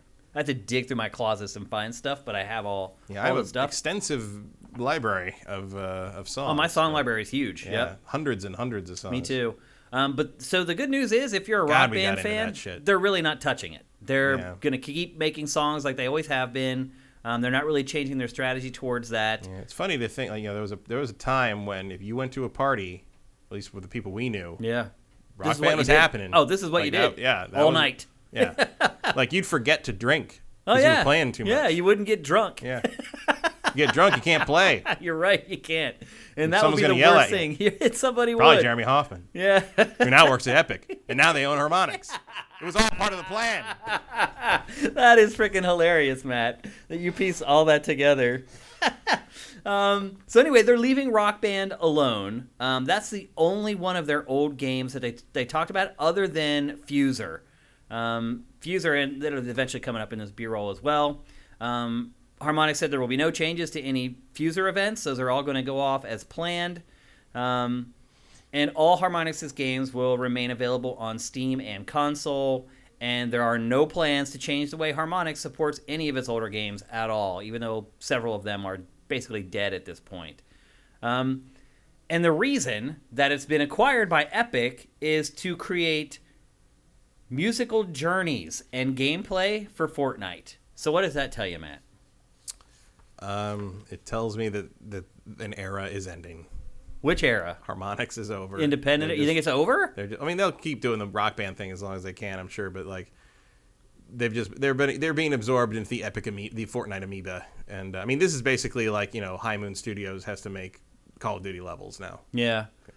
This is Activision shit. This is a good deal though. If I feel like this is a good ending for Harmonix. Right. Is like at least the people who own Harmonix made some cash. Finally, Alex got paid out. Yeah. Although I think they may have got paid out once before because I think they did okay. Because MTV owned Harmonix at one point. Yeah. And I think they made a big chunk of money off of that.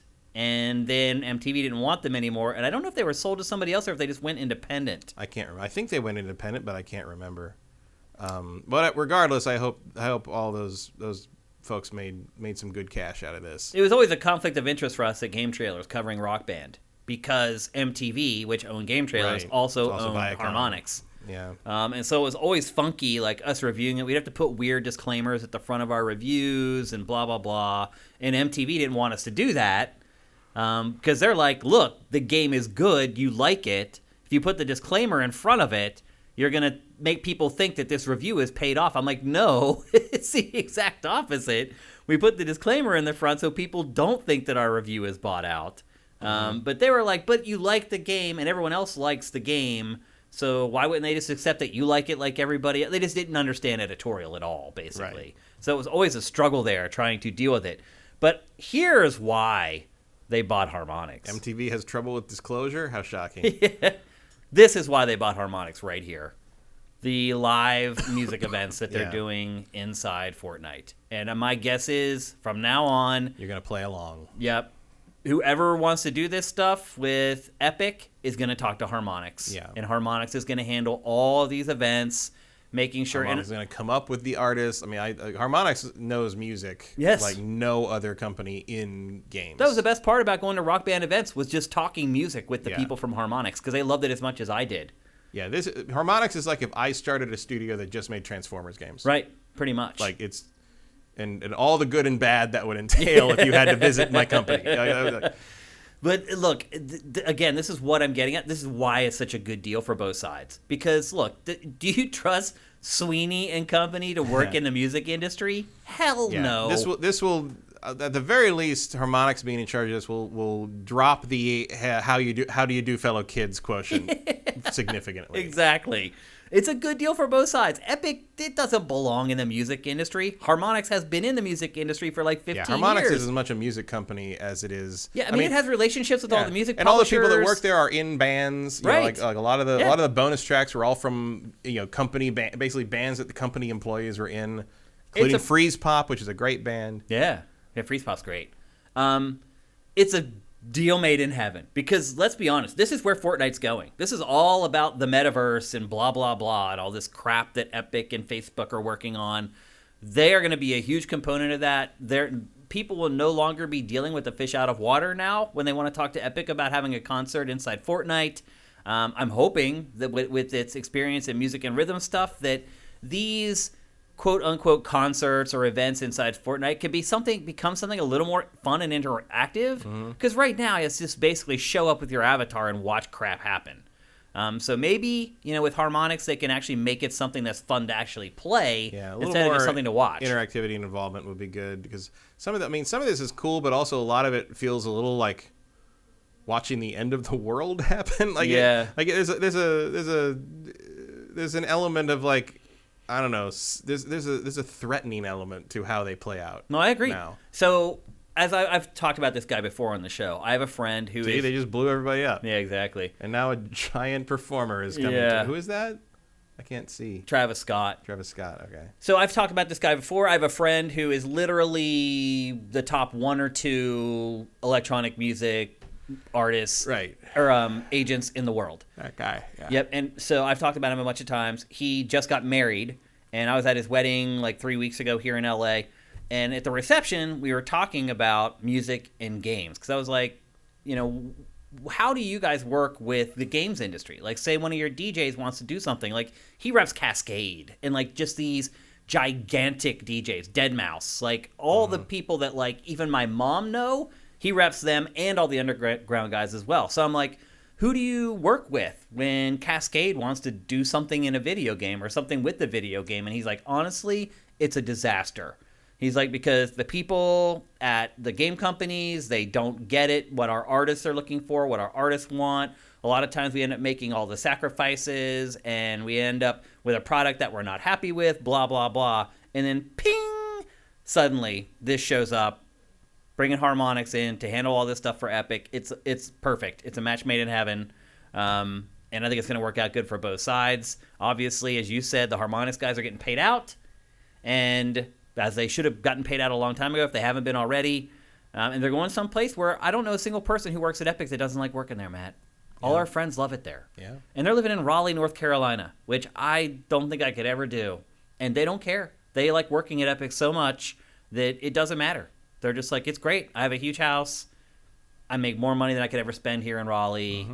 I live in a nice neighborhood. You see Cliff all the time. Yeah, they don't actually, which is a little weird. But if you go out, you'll probably see him in a couple. We see him at that restaurant he owns. Yeah, I guess. But I don't think as often as you might assume. But, we're all getting older now. Getting older. We're all staying home. We aren't going out as much as we used to back in the day. It's not like we're going out 4 nights a week for happy hour anymore like we used to. His brother is going to be at the Transformers convention here in March. Whose brother? Cliff's. Oh, really?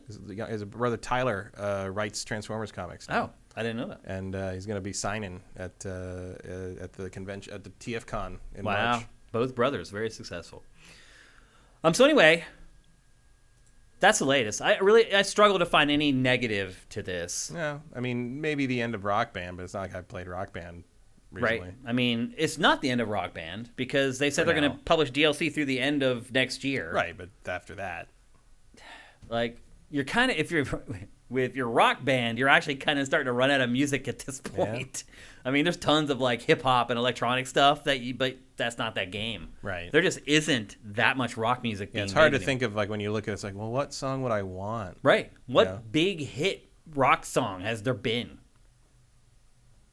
I mean, there's artists that aren't on there still, or at least last I checked. Well, yeah, like Greta Van Fleet, there's stuff like that. But you're probably just never getting them. Yeah, and I mean, that band's not that big. You're never going to be able to integrate the Beatles into it. That was its own standalone other thing. than the one time they did it. Yeah. Well, yeah, but that was a standalone product. You're never going to be able to integrate the Beatles songs into Rock Band. No, or Michael Jackson probably, a lot of that big Prince, all that stuff. And Prince would have been good. Yeah. Oh, dude, Prince could have had his own game. Oh, absolutely. Easy. Yep. Just put that symbol on there and call it a day. Yeah, pretty much. Here's your box art. That's all you got to do. Purple, the symbol, and done.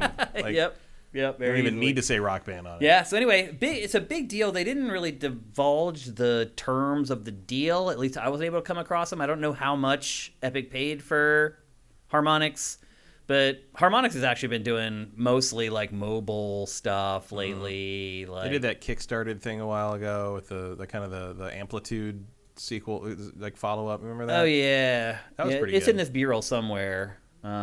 Towards the end, I think. Can't remember what it was called. Maybe there was this game for Switch that they made, which was basically a mobile game, because Switch, let's be honest, is basically a mobile platform. I know people don't want to hear that or admit it, but that's what it is. It's basically a cell phone that has been repurposed into a gaming console. This game came out for Switch, and then you have like Dance Central, which is now all mobile now. Mostly, it's a mobile franchise. It's been making stuff, and it's worked a lot in VR. With a lot of it, what it's been doing is just bringing its IP into VR, existing franchises that it already had, bringing them into VR and AR. And then you can see here, like, this is their game, and doesn't it look exactly? What? Oh, I need to take it. This is their game, and doesn't it look exactly like what we just saw? Yeah, Fuser does look a lot like the Fortnite music events. Yeah, I mean, it's a perfect match. So possibly an audition. Yeah, I mean, that maybe got them bought. Yeah. I've definitely seen this on, like, I've looked at this, and certainly the recommendations have been high, but it's pricey. Yeah. I won't pay for any mobile game. To me, mobile games got to be free. I thought there was a version of that on Steam. I think there is. Yeah. That's where I'd get it. Yeah, if I got it at all.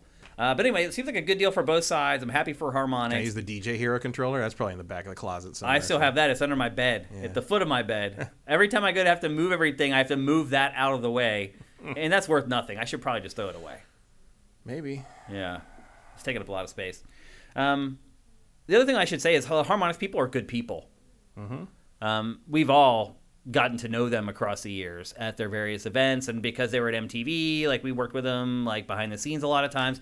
Good people. I can't think of another studio that's worked harder and deserves it more. So you could sell that DJ controller for a big $14 right now. Yeah, so I should throw it away. Yeah, that's what I figured. Okay, let's move along. We're going to talk next about another rumored remake from the classic age. And this one, I think, is really going to piss Matt off, because he's talked about this game before about how much he hates it. And that game is Chrono Cross. Fuck that game. I knew you were going to say that. How about you remake Chrono Trigger properly first? How about you remake Final Fantasy VI properly first before you ruin another game? I'll be honest with you, Matt. I don't even like. This is why I do not 100% believe this rumor. Because there's just too many other games that would be more likely and more lucrative to remake. I don't know about that. Because really? Because they did put 6 and Chrono Trigger out on things. They just looked terrible, and they did patch Chrono Trigger so it didn't look that terrible anymore. But like, I believe this because it's just the same tech that they already have up and running to do their, their remasters of Final Fantasy 8 and 9. This is a remake though, not a remaster. Yeah, but so was 8 technically. I mean, you had to redo a lot of assets for 8. 8 qualifies as a remake in the sense of how many new assets they had to build for it, and it's a lot of the same tech in place in terms of the static the pre-rendered backgrounds and the video playing in the back. It's all the same stuff. All those PlayStation 1 Square RPGs ran on kind of the same thing. So Chrono Cross would actually be the logical next step if you've done 8 and 9 and you're continuing through the PlayStation 1 library that way. Interesting. We should give credit. I'm not trying to encourage them because Chrono Cross is garbage, but except the music. Music's great. And I did appreciate that it had colors in it. Yeah. Which was unusual for the time. It's really bright. It's like a tropical setting. Yeah. It made a big difference. The weirdest thing about it is that Chrono Cross is really more of a sequel to a game called Radical Dreamers and shares a lot of characters with it and some of the premise, in fact, including the blonde girl, I think, is from that or related to that somehow. I can't remember exactly. It's been a long time. But it's more of a follow-up to Radical Dreamers, which was a side kind of thing that the Chrono Trigger team did that did sort of relate to Chrono Trigger, but never came to the West. So you were kind of working blind on that. You know what they should do is that if they're going to do it up, they're going to do it up. They remake this and remake Radical Dreamers and put them together into one game, into one package.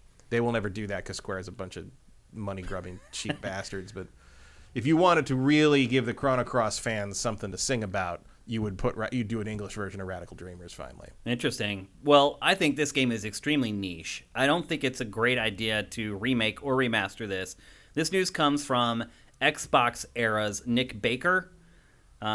Also, this game was in the NVIDIA database leak. Yeah. The Chrono Cross remake. And I think people just thought it was so absurd they just didn't believe it. It turns out, according to Nick Baker. People who I think it's good, people who think that this game is good didn't believe it because they're like, no, they'd never give me something I want so badly. And people like me who hate this game, like, they would never remake something that useless. Like, yeah. Which is probably why it's true. Well, the rumors started flying because folk singer, and I'm going to probably completely butcher her name, Ebha McMahon, who performs under the stage name Ava, she told an Irish radio station that she had recorded an Irish language theme for a game and that it hadn't been announced yet. And so people were connecting the dots and like, oh, this is the game that she was talking about, that she was working on. Somewhat, but you know what else has Irish stuff in it? Xenogears. Yeah, Xenogears had a whole extra album they did with like some of the Irish musicians they worked with on that, as I recall. Again, another Square game I'd hate, but again, phenomenal soundtrack. Yeah, really, you hate Xenogears? I think Xenogears is one of the worst things I've ever played. Wow, that had all kinds of odd religious innuendo hidden in it too. It was just Evangelion. It was Evangelion influencing again, and they just mixed a bunch of Judeo-Christian stuff and called it deep. Then they ran out of money, and the second disc is a guy sitting in a wooden chair telling you what happened. It's hilarious. So when I got to GameSpot back in that music's great. 2000, when I first got there, they had just reviewed this. And a freelance writer, Andrew Vestal, had given it a perfect 10. Yeah, I remember that. And half of the editorial staff was like losing its mind because Good, because at that point, I don't know if GameSpot had given more than 1 or 2 perfect 10s. Yeah, they've been like Ocarina, and that was about it, or something. Ocarina, and I think that might have been it. And then later that year, Metroid Prime got a perfect 10. And then the year after that, Tony Hawk's Pro Skater 3 got a perfect 10. But at this point, when Chrono Cross came out, it was like the second perfect 10 on GameSpot. Yeah, and that's insanity. And the editorial staff, I hadn't played it. I just stayed out of it. I would struggle to give this game a 6. Wow. I'll say this. I think it's not just terrible in terms of mechanics and in terms of just sort of general everything. I think it's one of the worst paced things I've ever played. And at one point, it makes you play a cat for 25 hours. I'll say this: the editorial staff was up in arms over it. Yeah, and that's even leaving aside the fact that if you're expecting a sequel to Chrono Trigger, go fuck yourself. Like, it's not here. But I remember, it's not here. I remember Jeff Gersman saying, like, you've played 5 hours of it, Andrew's played 50 hours of it. And so they stuck with his score. I've eaten 5 mouthfuls of shit. He's eaten 4 tablespoons of shit. But I know what I don't like. So what was the big thing about the game that made you not like it? Because when I played it, like, I ended up playing a little bit of it because I was like, oh, what's this all about? Like, I need to find out if, like, our editorial's all screwed up or whatever. It just seemed like a passable JRPG to me. Nothing struck me as bad. Well, it is bad in terms of, like, the combat system. I mean, it's been 25 years. But, like, and I did finish it. The combat system is garbage. There's only certain characters that are viable through most of it, and they give you, like, 40 characters or something? Maybe 5 or 6 of them have actual character personality. Like, they don't get time. You know, it's not like Suikoden at least gives everybody a little bit of personality, but, like, you can barely even go talk to these people. They're just on a menu screen. There's a bunch of stuff that's just kind of disparate, and you don't understand why. Like, why is the girl dressed as a jester? Why is the girl dressed as Harley Quinn? Like, why is that happening? Like, what? Like, none of it really adds up. You get body swapped with the bad guy Lynx at one point, and you basically play as him for the rest of the game. But none of it really matters because the main character Surge is mute the whole time. So, like, changing character models doesn't really change anything. Matter. It's just like you get, like, things where it's like, oh, aren't you the bad guy? No, I'm not. Okay, cool. But, like, they already did that better with Magus changing sides in Chrono Trigger, and then they did it even better by having, like, the conflict with you know, if you wanted to do, like, the weird conflict with, like, a crazy person, you've got that better in with Kefka, and you've got better in Suikoden with Luca Blight. Well, that was the crazy thing is Final Fantasy VII didn't get a perfect score at GameSpot. Just in comparison, I put a Final Fantasy. You know my feelings on Final Fantasy VII. Yep. I would put Final Fantasy VII above this game. I think this game drops its balls everywhere. Well, I've played more of Final Fantasy VII, a lot more. Mm-hmm. So it's hard for me to say one or the other. They're so different. They're different, but they're also from the same mold because they are doing that same template. Same template of the kind of the big budget for the time JRPG that is very influenced by anime of the time. This is sort of also where I lost hope for the genre in the sense that, like, it was irrefutable at this point that they had shifted from telling basically epic novel stories, which JRPGs used to do. Phantasy Star did that. The old Final Fantasies before 7 did that. And they had shifted to basically just making anime series. Like, this was a season of anime. Final Fantasy VII is a season of anime. It's episodic almost. And the remake is even more so. They leaned into that real hard. And this, again, was just like, you know, a big cast of characters you don't care about who all sort of have the same look to them, tied together by a really good soundtrack. Mm-hmm. And if the soundtrack was able to make you feel what they wanted you to feel through the stilted translation that probably was translating something written for 13-year-old boys, more power to you. But I was 24, and I thought this was crap. And it certainly wasn't. And that's leaving aside the fact that it is a woeful and inadequate follow-up to Chrono Trigger, which I still consider one of the best JRPGs of its era. Probably the best RPG of the 16-bit era, period. Maybe it's hard to argue against that. Maybe Phantasy Star 4 can compete with it if you've played the whole series, because Phantasy Star 4 is just like 70 hours of payoff, basically. Yeah. But, like, you know, the couple characters show. There's you know, that's the other thing is they reveal that basically the characters from Chrono Trigger died. No, yeah. Like everyone from you loved from that previous game died and ended horrible. It didn't work out too well for anyone. And they briefly interact with them, and that's it. But this is mostly a sequel to a game that no one in America got to play unless you spoke Japanese, unless you read Japanese, which is also bullshit. Yep, I agree with that. Yeah. So yeah, this is in that sense, it felt like a bait and switch. After waiting all that time for a Chrono Trigger sequel, but that's a separate complaint. I think Chrono Cross fails on its own merits in addition to failing as a sequel to Chrono Trigger. Yep. And of all those Square PS1 RPGs, I would play all of them again before I had to touch this. Okay. Even Xenogears. Wow. Because at least Xenogears looks cool sometimes. I don't like how anyone in this game looks. It does have an odd art style. And I hate the black. Like, that looks unfinished to me.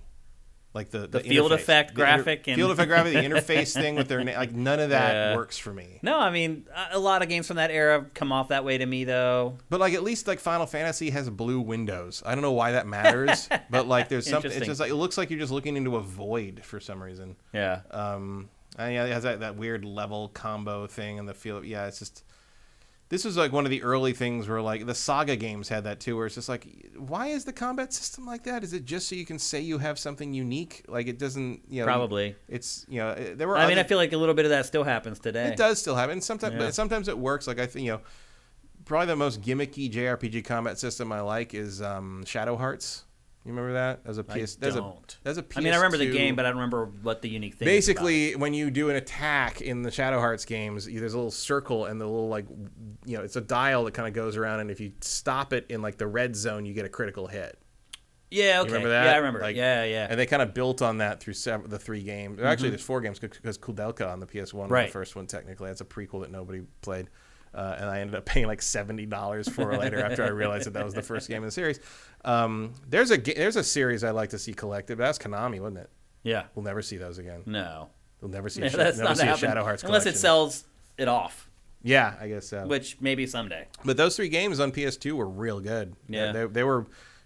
I mean, that whole era for JRPGs was just amazing. They definitely turned things around in the PS2 era. Part of it was because I think everything that followed Skies of Arcadia sort of woke up. Yeah. This is like, oh, no, they don't have to be oppressively boring, dumb, it did change the game in a lot of ways. Depressing amnesiacs. Like, we can have some fun. We can do something different. Yeah. Shadow Hearts had a lot of horror elements. Be successful. Was cool. Yeah, and Shadow Hearts was cool. The third one has some weird stuff involving Native Americans. Because they come to the New World and there's some. Oh, yeah, I could see where they might. There's some tribal fetishization things going on. One I think one of the don't do it. One of the girls in your party is like one of the natives, and I think she gets more powerful the less clothing she's wearing or something like that. It's one of those things. Not surprising. Which also is a nice transition to the next topic. Yeah, well, if you want to take it. Well, Matt. Apparently, I'm not supposed to mention when we have good natural segues. Oh, I saw that. Yes. Yeah, But there are certain You're ruining people the segues that are by bothered by that. So now it's a terrible segue. I was just looking at some people's opinions of this game here. A lot of people haven't played it because obviously a lot of our audience is a little younger than Swanland, Xenogears, and Xenosaga are bad. A lot of people are assuming that it's going to be a really cheap remake. That's what I would assume it's going to be like Final Fantasy VIII, the Final Fantasy VIII remaster remake thing they did. They'll redo the assets, but otherwise it'll be identical. Yeah, they'll add like the speed up thing and the invincibility thing and stuff. A lot of people are saying they think it's going to be like the remake of Secret of Mana, which there was work that was put into it. Yeah, I mean it ran, but it's like you. I don't think so though. Because here's the thing: Secret of Mana is pixel art that you can blow up and do that. Like this is pre-rendered shit. No, like, didn't the Secret of Mana have like completely redone graphics with some of it did? Visuals? Yeah. Well, the one, especially the one that never came here before, they did that. Yeah. But like they're gonna have to redo all the backgrounds in this. Oh yeah. Like everything. Oh, yeah. It's like Final Fantasy VIII. Final Fantasy VIII is a remake. Like they redid every asset in that game to be able to display on a all new character models. Like Squall has a face now. Like although it ruins my favorite bit in that whole game where they say you're the most handsome guy here, and if you zoom in on his face, it's just this mess of pixels. It doesn't look like anything. The power of suggestion. Yeah. That's one of the reasons JRPG stuff was kind of their heyday, was the PS1, PS2 range for most people, I think, because there's a point where graphics progressed to the degree where you had to actually portray things. Right. Yeah. And these you games just create a rough approximation. Yeah, the 1632-bit range there, like your imagination did all of it. There was no voice acting. It was all sort of in your head. The artist didn't have to really be talented at all. Yeah, all you had to do was make the sprite kind of nod up and down or jump up and down to show what kind of emotion was, and you filled it all in. And the music told you what to feel. A lot of times, yeah. And like it was almost almost like reading a book or something. It was it wasn't like anything. It was a unique 16-bit and to some degree 32-bit JRPG is almost a unique art form.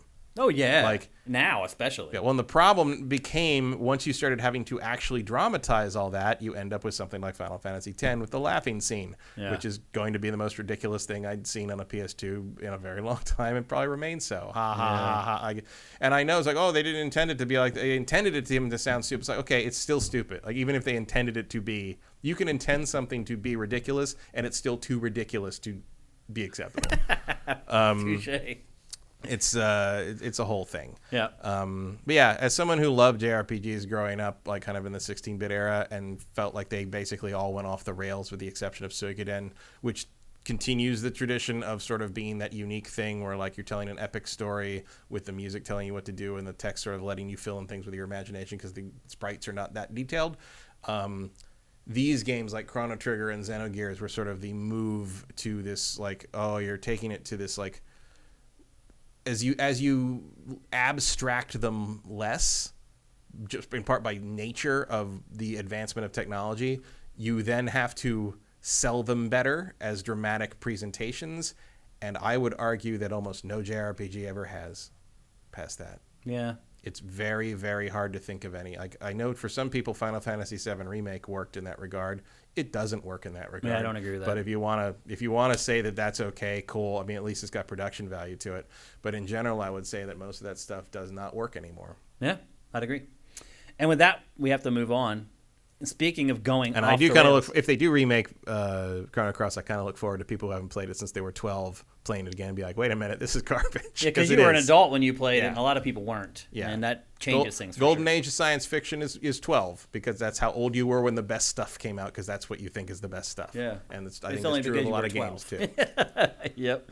All right, we're going to move on. We have a bunch of topics left, and we only have about an hour left, so we got to cruise through these last few. Another big story from this week.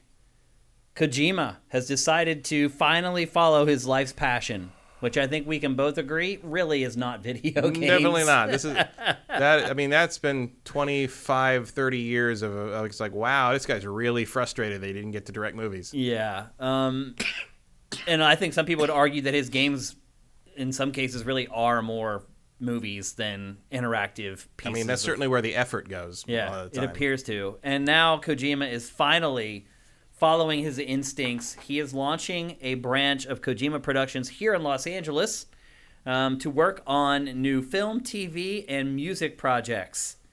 I will say this. What? Project. Oh, I thought it was... He will make one thing and it will horribly bomb, and that will be the end of this. Oh.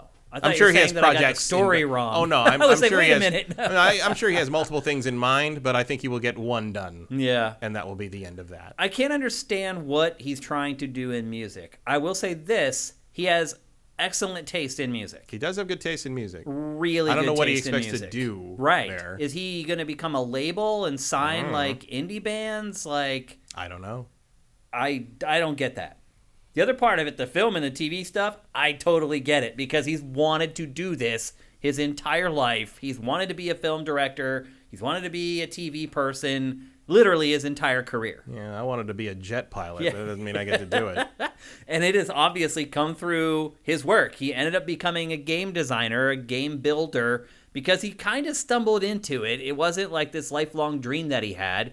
He stumbled into a job. He found out he was really good at it. Or well, the funny thing about the early, especially the the early Metal Gear stuff and some of the Snatcher stuff, is it just feels like a bored kid doing his homework by inserting like stuff he likes from the movies and things he watches.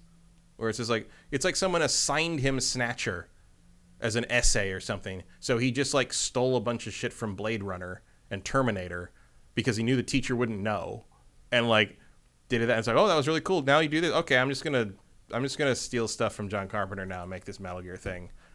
He's just gonna call him Snake. Yeah, because I like Escape from New York. Like it's you could always tell his heart wasn't in the game thing, but it's what he had to work with. Yes. But the trick is, as again, similar to what I was talking about the JRPGs, as his stuff, the production values increased because the technology increased, you slowly had to admit He's not a very good filmmaker. No, he's not. He's a terrible writer. Yeah. The cutscenes in most of these games are embarrassing. And they drag on way too long. They drag on forever. They don't go anywhere, and people have trouble piecing them together because they are so poorly communicated. Yeah. And some of the ideas behind them are cool, but you have to, like, read a summary of something to, like, get, especially in things like Metal Gear Solid 2, which, like, there's a really solid, like, and, like, weirdly prescient concept behind what he's trying to say in Metal Gear Solid 2, but he just can't figure out how to say it, or the translator couldn't figure out how to say it. I don't know. And that is another element of his work, is that we're getting it in a second language instead of the first language. Although I would argue that his insistence on accurate translation versus adaptation, as they've gone over with a guy who adapted the translation of Metal Gear Solid 1, and then Kojima didn't like that, so he had him redo it more directly in Twin Snakes. And I don't know a single human being who has played both of those games that does not think the PS1 version of Metal Gear Solid has the better translation. Like, the Twin Snakes translation is stilted and weird and doesn't sound like real English speakers, and Metal Gear Solid 1 does. Yeah. And it's the only Metal Gear Solid that does, to me. Well, when they made this announcement, they did provide some context and released basically two statements about what it's trying to do. The goal of expanding the reach and awareness of the properties now under development at Kojima Productions, and to make them even more a part of our popular culture. Although we are a global organization... Nowhere to go but up with Death Stranding. Although we are a global organization, the new business development team will be centered in Los Angeles. We are truly excited and looking forward to working with the very best entertainment talent we can across all the entertainment industries. His business development manager, biz dev manager, Yoshiko Fukuda, said that finding new ways to entertain, engage, and offer value to our fans is essential in a fast-moving, ever-changing storytelling world. Our new division will take the studio into even more areas that present our creative narratives beyond video games, and to open up ways for our fans to communicate and immerse themselves in these spaces. So I think the most important thing that we got there was that this stuff is all based on things they're working on in the studio now. So it's Death Stranding stuff, I guess, and whatever the new game is that it's working on right now. Creating film and TV, or are they just going to license the IP? Like, I have no idea what's going on, but I would imagine they're just going to kind of control the IP and have supervision over the production and probably license it out to something like Netflix or Amazon. Why would they open a big office here then? It's not a big office. You think it's just going to be one dude in a cubicle? Probably something more like that. I mean, that makes sense to me. Him just slapping his name on stuff that he likes, instead of like actually building a production company and trying to produce the stuff. Like, I mean, a production company can just be, it's part of the meetings. It sends the emails. It has, control of the IP, and that's it. That's a production company. Kind of. I mean, my production company is just me. Yeah, but you went on a shoot and actually shot stuff. Sure. But I was still just a producer. Do you think that this company is going to be doing that? I mean, that's basically what they could. Even if you license it out to Netflix, you're involved. You're in the meetings. You're part. I mean, multiple production companies work on. No, I get that, but I don't think that Kojima and crew are going to be on set. The one guy at the Los Angeles office might be. I don't know. As like a representative. Maybe.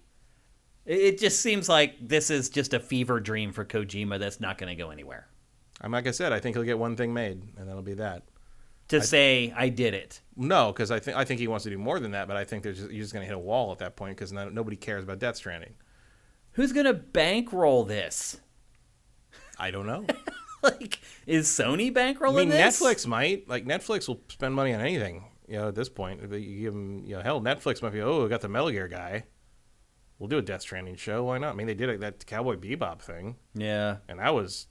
I mean, I didn't see the point of the Cowboy Bebop thing because it's like, okay, if you're going to adapt an anime and then you're just going to, like, recreate it in live action, why Matt, are you I don't doing understand that? Why you would want to work with him at all if he doesn't have the Metal Gear license.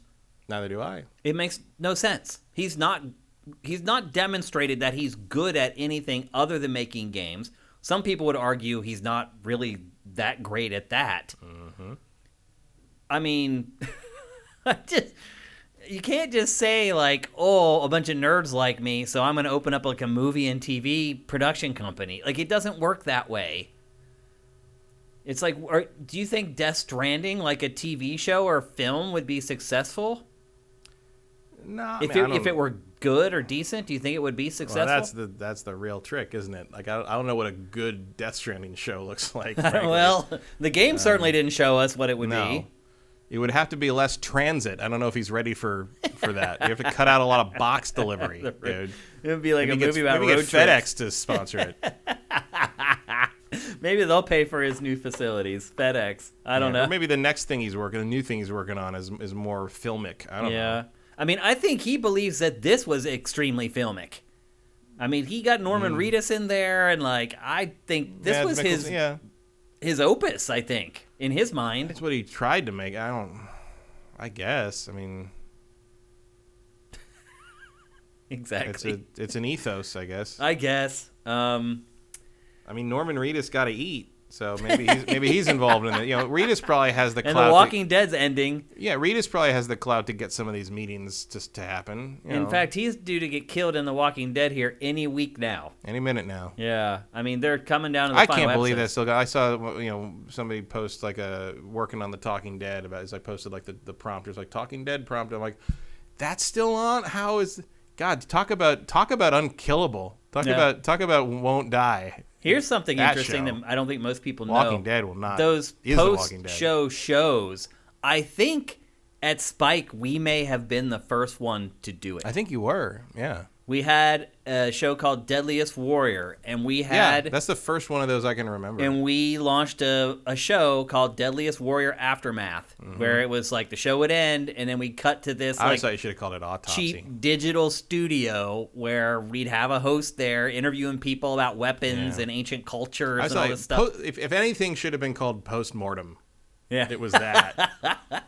You don't understand all the approvals that... I mean, I'm sure. I pitched 6 different names for that thing, and it went through every layer of Spike management before they're like Aftermath, and I was like, that's the most generic one thing of all of them. But the show did great, and I don't know for sure that it was the first one, but I didn't see it and then say we should do that for this show. I was like, people love this show online, we should do an extra show for those people. And the idea initially was to just do it on the website. Yeah. You know what's also annoying about this game is it like... all of it? Theoretically, Norman Reedus' character's name I can't remember. He's doing this all the time, right? Like, this is his job. This is what he does. He's a courier. Yeah. Right. I would have gotten across that river better than he does. Like, there's no way I would run. It's just keep going, dude. Why are you going to fall over? What are you doing? He got all that weight on his back. I'm done. I'm done. How about, like, you might die if you do that. Like, just keep pushing. Like, you have that much weight, you would probably drown and die. Yep, absolutely. Just take it off or something. I don't know. Drag it with you. I don't know. Like, that's the problem with his stuff is it gets to the point where, like, oh, we're getting some props for Deadliest Warrior in the chat. Sam Bridges. That was how could I possibly have not remembered Sam Bridges?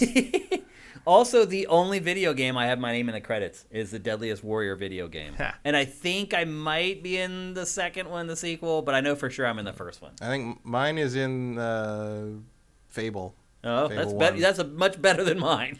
You win. Because I won the Penny Arcade auction to be a character in it. Yeah. So I'm a monk. There's a monk in there named Matt Kyle somewhere if you look in the first Fable. Sneaky is saying Big Brother, I think, was the first to do the post-show show. I honestly have no idea. Yeah. But I do not remember that doing a post-show show before Aftermath. I don't know. I'm sketchy on my Big Brother timelines. Was it even around then? I think Big Brother was around for a long time. Yeah. I think so. Big Brother goes back. Did it start in Europe? I think maybe it did. Yeah. Okay. Yeah, I can't speak to European Aftermath shows. That's a whole other kettle of fish. You know, the big thing everyone says now is like stick to dribbling or stay in your lane. Big Brother debuted in 2000. Okay. July 5th. Yeah, that was well before Deadliest Warrior came around. But they didn't do their post-show like right away either. So it'll be interesting to figure out like what the actual first one was. But anyway, everyone tends to want to say stay in your lane, and I hate that. I don't think anyone should ever stay in their lane. Big Brother post-show started in 2007. That's right around when we started ours, yeah. July 2007.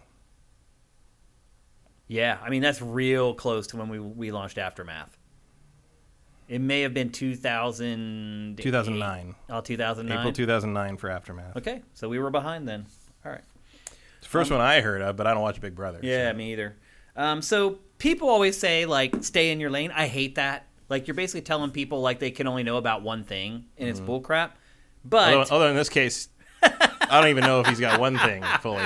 That was what I was going to get at. Some people would say, stay in your lane of making games, but some people would argue that he's not great at that either. Yeah, at least a Kojima movie would be over in 2 hours. And look, I would rather have Kojima making a movie than David Cage. I'd agree with that. Although that's a tough one. Maybe they should team up to try to make the worst movie ever made. God. They would sing the song that ends the earth. Yeah. and Kojima could publish it through his music label. Yeah. Well, I'll say this. People who are fans of Kojima can't be too happy about this because it's undoubtedly going to take some of his time away from game development. Yeah, I think it's split his focus. Yeah. So I don't know especially since he did as much as I didn't like Death Stranding, he did get it done in a reasonable amount of time. He did. And maybe he just doesn't want to be George R.R. Martin, as we talked about earlier, where you kind of have this epiphany when you're in retirement age. Mm-hmm. Maybe he wants to try to do the other stuff before he gets too old, and maybe is out of touch with the stuff. I don't know. I mean, part of it, I think, part of the disconnect there, I think, is that Kojima has had success most of his life, at least in terms of his field. Like, he has been, I'm not saying he's a worldwide celebrity, but, like, people have known Kojima's name in game space, at least since Metal Gear, or even before with Snatcher to some degree, if you're really niche. Since the mid-'90s, for sure. Yep. In terms of he's definitely one of the cream of the crop in terms of name recognition in video games, and has been for over a quarter century. George R.R. Martin did not have that kind of success. He was I think his books were good, but he wasn't like a household name the way some of the other fantasy authors might have been.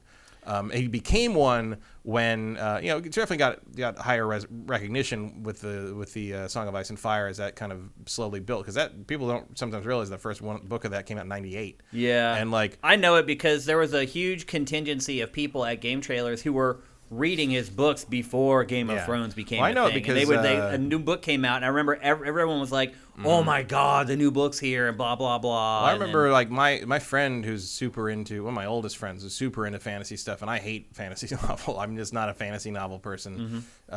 Wheel of Time was one of the most torturous things I've ever tried to read. The first book of that on Amazon right now. Go check that out if you want to see what boring fantasy looks like.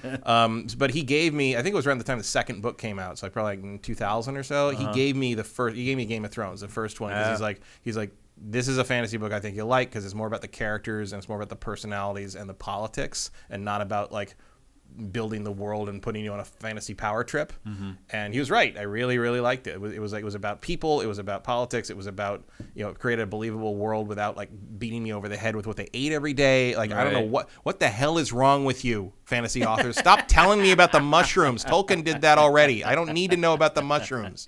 Second breakfast. Just give me first plot. Thank you. That's good. But so I knew about that long, long ago, but he blew up and started making the real money when the TV show, exploded. And so for me, I would think if I were in George R.R. Martin's position and I'd worked really hard on all this writing my whole life, I've been an author my whole life, published author, books are very hard. He's reading these multiple hundreds and hundreds of pages per book. He's trying to build this world.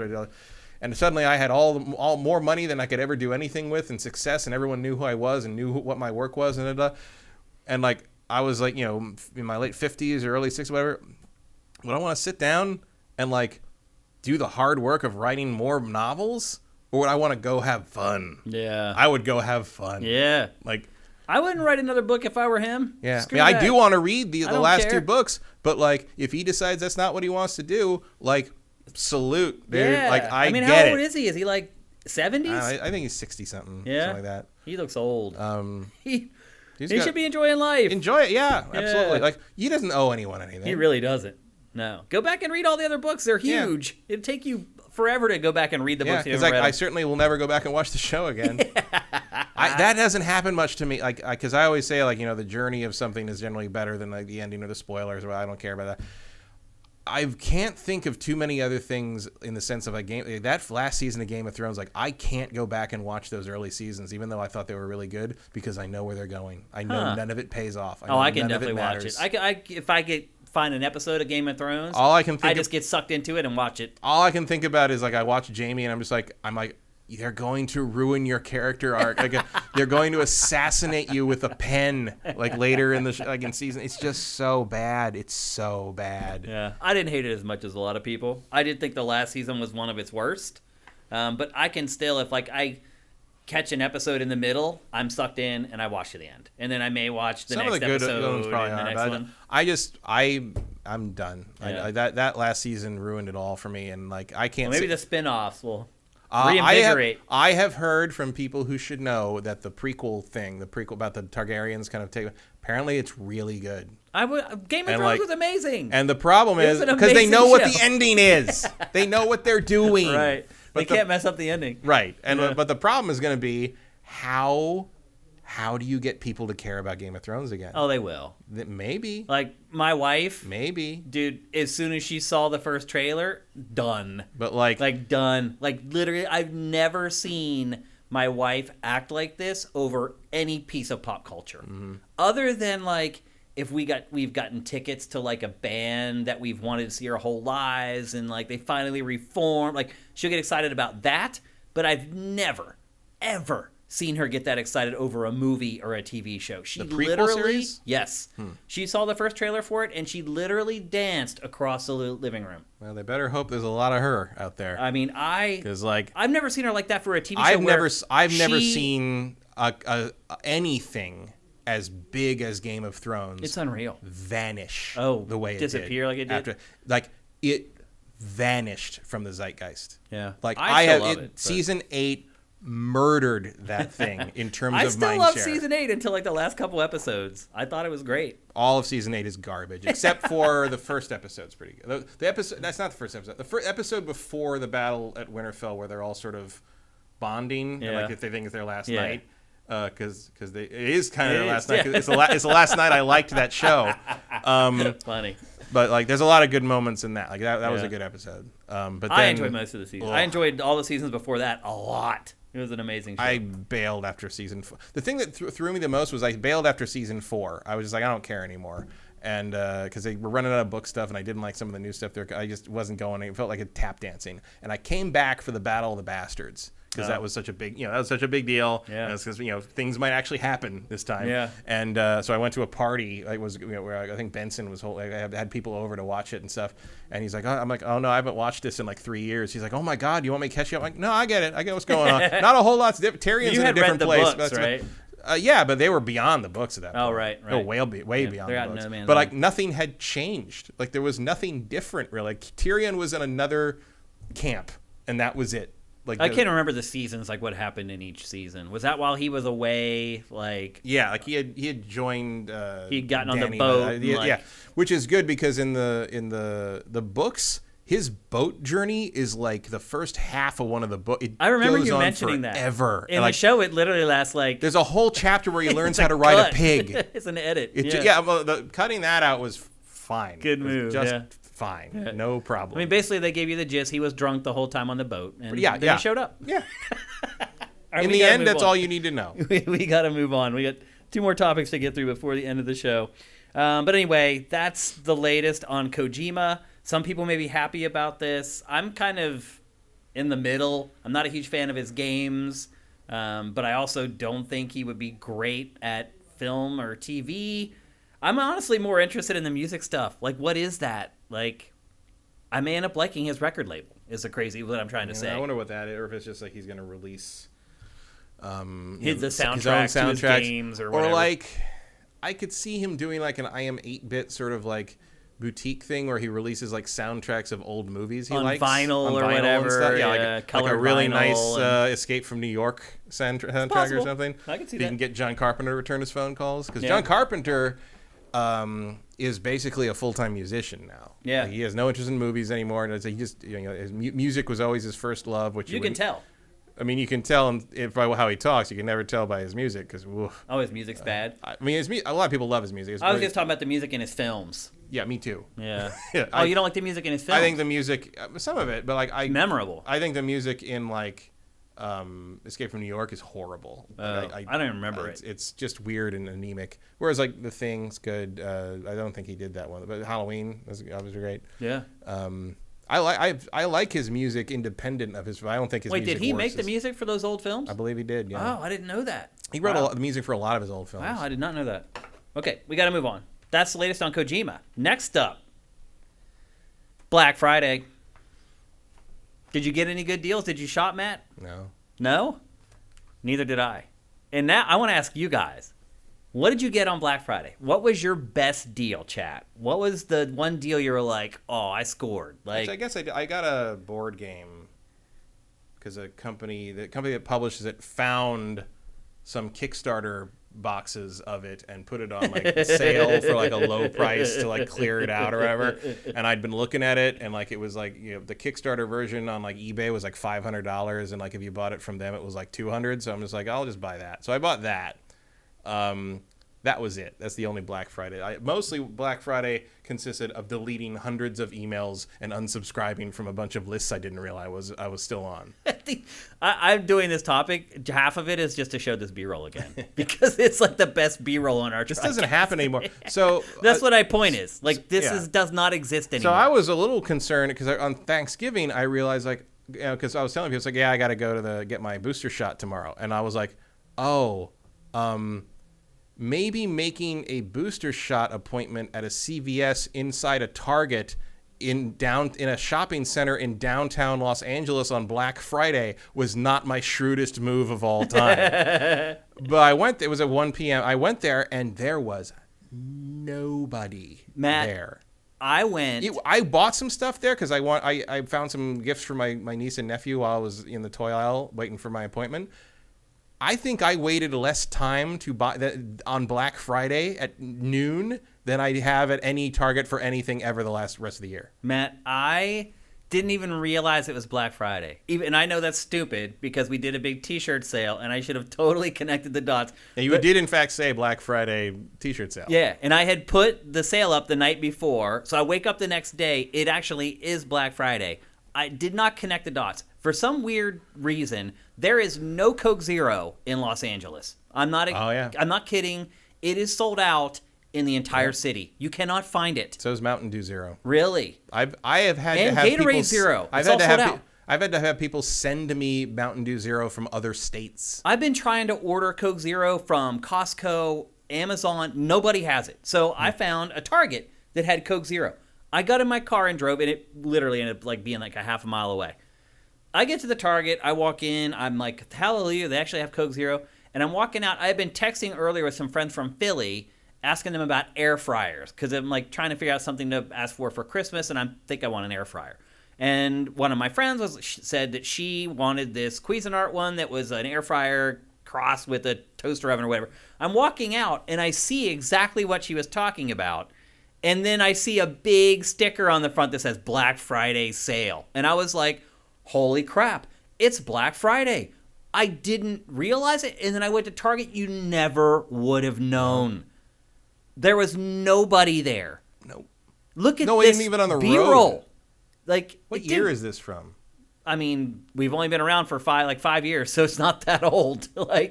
But this doesn't happen anymore. No. It doesn't exist. I have another good friend in Philadelphia. Philadelphia. It's all Cyber Monday now.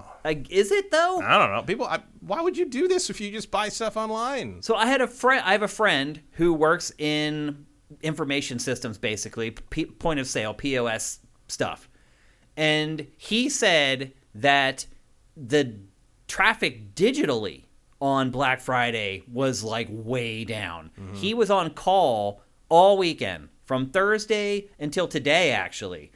Afraid that things were going to break with too much traffic. He's like, none of it even came close. 2011. Yeah, I don't know exactly when this footage is from. The title just flashed briefly. I mean, this footage could be from like 2002. It could be almost anything pre-2015. Pretty much, yeah. But the title said 2011. Yeah. So, yeah, my buddy is like, there's been no bump in traffic at all. So even digitally, I know I saw some of the data, and it says that it was a great Black Friday and blah, blah, blah. I'm not seeing that. Like, I don't know where that's coming from. I didn't even see any really good, I got endless emails about Black Friday sales, but none of the sales were any better than any sales at any other time of the year. That's what it seems like to me, Matt. It seems like there aren't good deals on Black Friday anymore. Well, not right now, especially because, the economy is kind of sort of teetering a little bit, both because of the shipping problems and because there's been a lot of consumption, but not a lot of consumption outside of normal. There's not a lot of splurging. You know what I mean? Like, the consumption of the pandemic has slowed down a little bit, but like people aren't, here we go. Okay, 2012 in Oceanside. Yeah, look out for Oceanside. It's a crazy town. That's like a Best Buy. Yeah. Everyone's very organized here. It's fine. I don't think it'll last. Go on in. This B-roll, there's not a lot of serenity in this B-roll. Yeah, if the B-roll's here for a reason. It's all going to hit the fan. That's how it works. Unless this is meant as contrast. The year before it was this, and now. Yeah. But I agree with you, Matt. Like, all the emails I get for all these deals, I'm like, that doesn't really seem like that good of a deal to me. No. The only reason I got the board game I did was because otherwise I couldn't get it. And it was less than half of what people were charging on eBay. Now, I will say this. Because the Kickstarter version was you can't get it anymore if you didn't Kickstart it. So, that was my one chance. So that's why I did that. Everything else was just maybe you got $20 off. Yeah.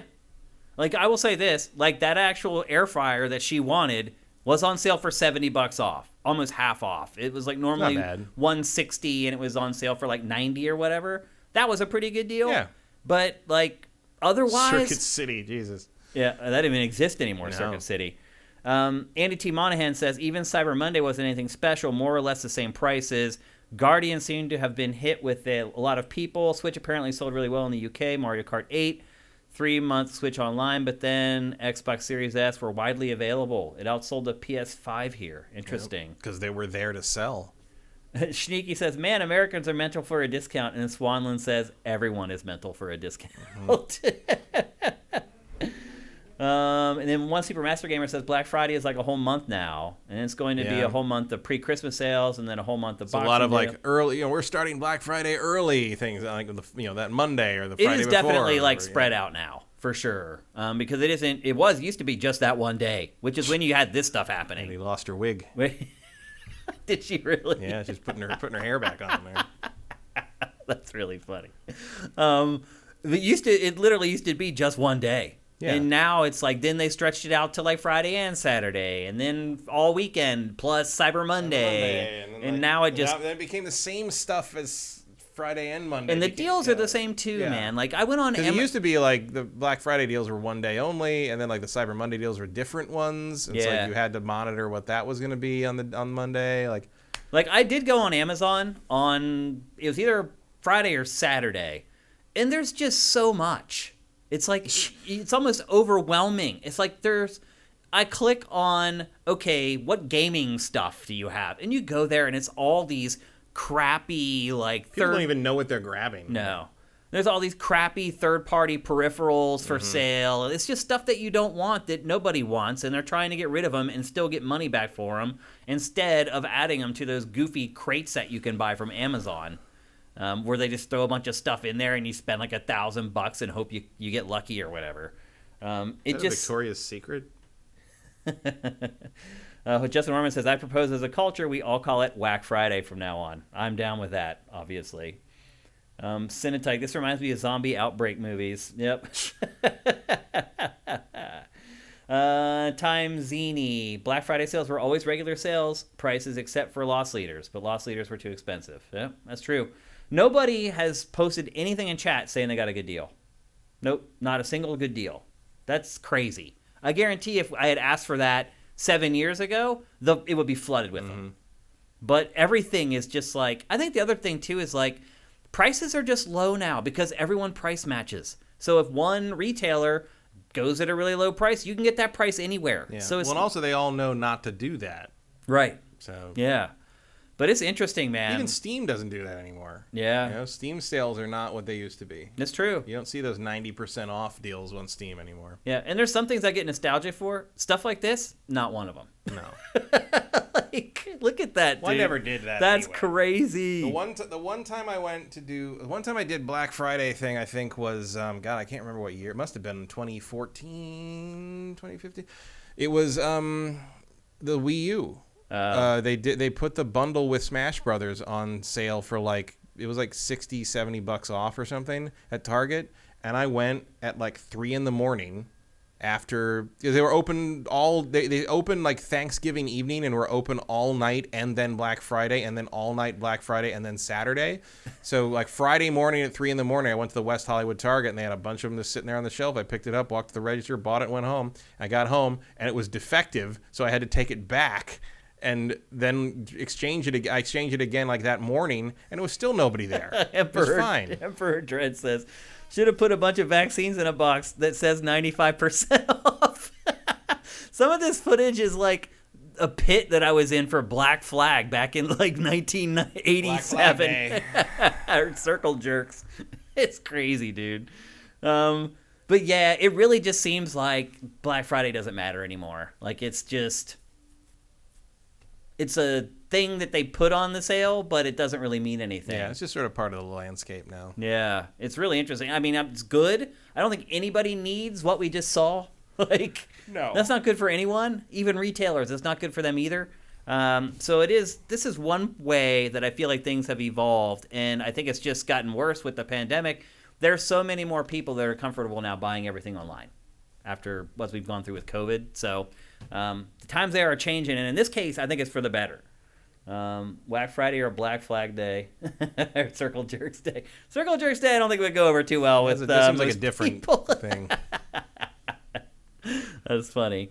So anyway, that's a Black Friday check-in. I can't believe none of you guys got good deals. Schneeky says I got GOTG for €35. What is GOTG? Guardians of the Galaxy. Oh, that's pretty good compared to PSN where it was €70. Okay.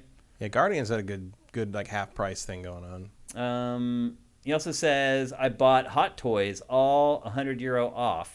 I don't know what that is. Do you? Those are those 12-inch highly detailed action figure things that I have hundreds of. Okay. You know. Yep. I know what you're talking about now. And then Mellowax says I grabbed Guardians of the Galaxy for $25, so I guess I took part of the sales this year. Fire Native says retailer makes $300K on Black Friday sales, then has to spend $200K to repair the store. Mm-hmm. And then Sunatike says this year I remembered my huge backlog on Steam and Game Pass, so I didn't buy any game. LOL. Okay. And Swanland says Immortals was $20 for me. Far Cry 6, $40 Canadian from Scorpio's Finest. That's a pretty good deal on a game that just came out. It sure seems like that game flopped, Matt. Yeah, I don't know. Hard. It just sort of vanished. No one talks about it. No, it just came and went, like in the blink of an eye. I think they may need to reinvent that franchise. Either that or find a different setting or something. Yeah. Also, we're getting to the point where I think they're supposed to put out the Blood Dragon remaster. Oh, that's right. That's true. That it's supposed to be December. It may have more buzz than the actual base game. I hate to say it, but it's true. Ubisoft having a tough year. Yeah, I thought Creed. Part of the problem I thought was that I think the setting struggled to differentiate itself in the sense that it's the same terrain everywhere. Yeah. I think it's Cuba. I don't think people have a lot of built-in interest in Cuba. Yeah, finally get to go to Cuba and blow things up is not really a thing I've always that anyone's ever said. Also, I think the Montana setting, while I didn't like 5 all that much, dramatically, I do think it had a good map in the sense that Montana let you do kind of like high desert, it let you do mountains of snow, let you do sort of forest. Some you microclimates. have a lot of little biomes you have to play in, and I never really feel like I'm anywhere different in Far Cry 6 except when I'm in the city. Yep. So yeah, I enjoyed it a lot, but I liked it a lot. It doesn't have a spark to it. No, and there's so much. It's so overwhelming. long. There's so many. I don't think I'd ever 100% that game. I don't know how long it would take somebody to do that. Know. Someone's done it. I'm sure. I'm sure. Oh, sure. I mean, someone's done it like twice by now. Yeah. I'm sure it's We got to move on. We have one more topic, and we have Name That Game, and we're running out of time. Our last topic of today is something that I think will maybe make a lot of people happy. There is a Marvel MMORPG on the way. It's being created by the studio that has worked on DC Universe Online for the last 10 years, which used to be Sony Online Entertainment. And then Sony closed this. Did they close them? Daybreak, or did they sell them? I thought they just sort of let them go. Okay. And then Daybreak was kind of acquired. Put them by the side of the road and told them to run off into the forest and play and never came back, kind of thing. Yep. And then Daybreak, I think, was kind of acquired, but now the studio that's working on it is actually called Dimensional Inc. Studios. The bottom line here is that the main guy in charge, and I have his name here, Jack Emmert, he worked on City of Heroes. He's worked on DC Universe Online for over a decade. They also were working on this MMORPG based on Marvel IP back in 2018 and ended up having to cancel it or put it on the back burner to get DC Universe Online moving again. But now, DC Universe Online has been put on the back burner. There was supposed to be a huge graphical upgrade coming to that game. They have pushed that way back, and it sounds like in order to work on this Marvel MMORPG. My question to you, Matt, is, as one of the biggest Marvel fans I know, and really, literally someone who has like an encyclopedic knowledge of Marvel, what do you want to see in a Marvel MMO? Anything else that isn't an MMO. Okay. I don't want to play a Marvel MMO. You don't? No. I would. So you're open to. I would like to see them bring back Marvel Heroes, that like Diablo style game they shut down for no reason. That what was that? Well, there's Marvel. The Ultimate Alliance games are kind of the same thing. No. No. Like not remotely. Really. On the same level of playability. Like Marvel Heroes was like Diablo level great, and Marvel the Marvel Legends Ultimate Alliance games, fine, not. They haven't really aged too well. Like the Marvel Heroes. I'm not a huge fan of them, but they are kind of Diablo close. They're the same genre, but they are not on the level of Marvel Heroes. I've never played Marvel Heroes. I don't know how I haven't actually. Marvel Heroes was great. Marvel Heroes was the best realization of some of the Marvel heroes ever in a video game.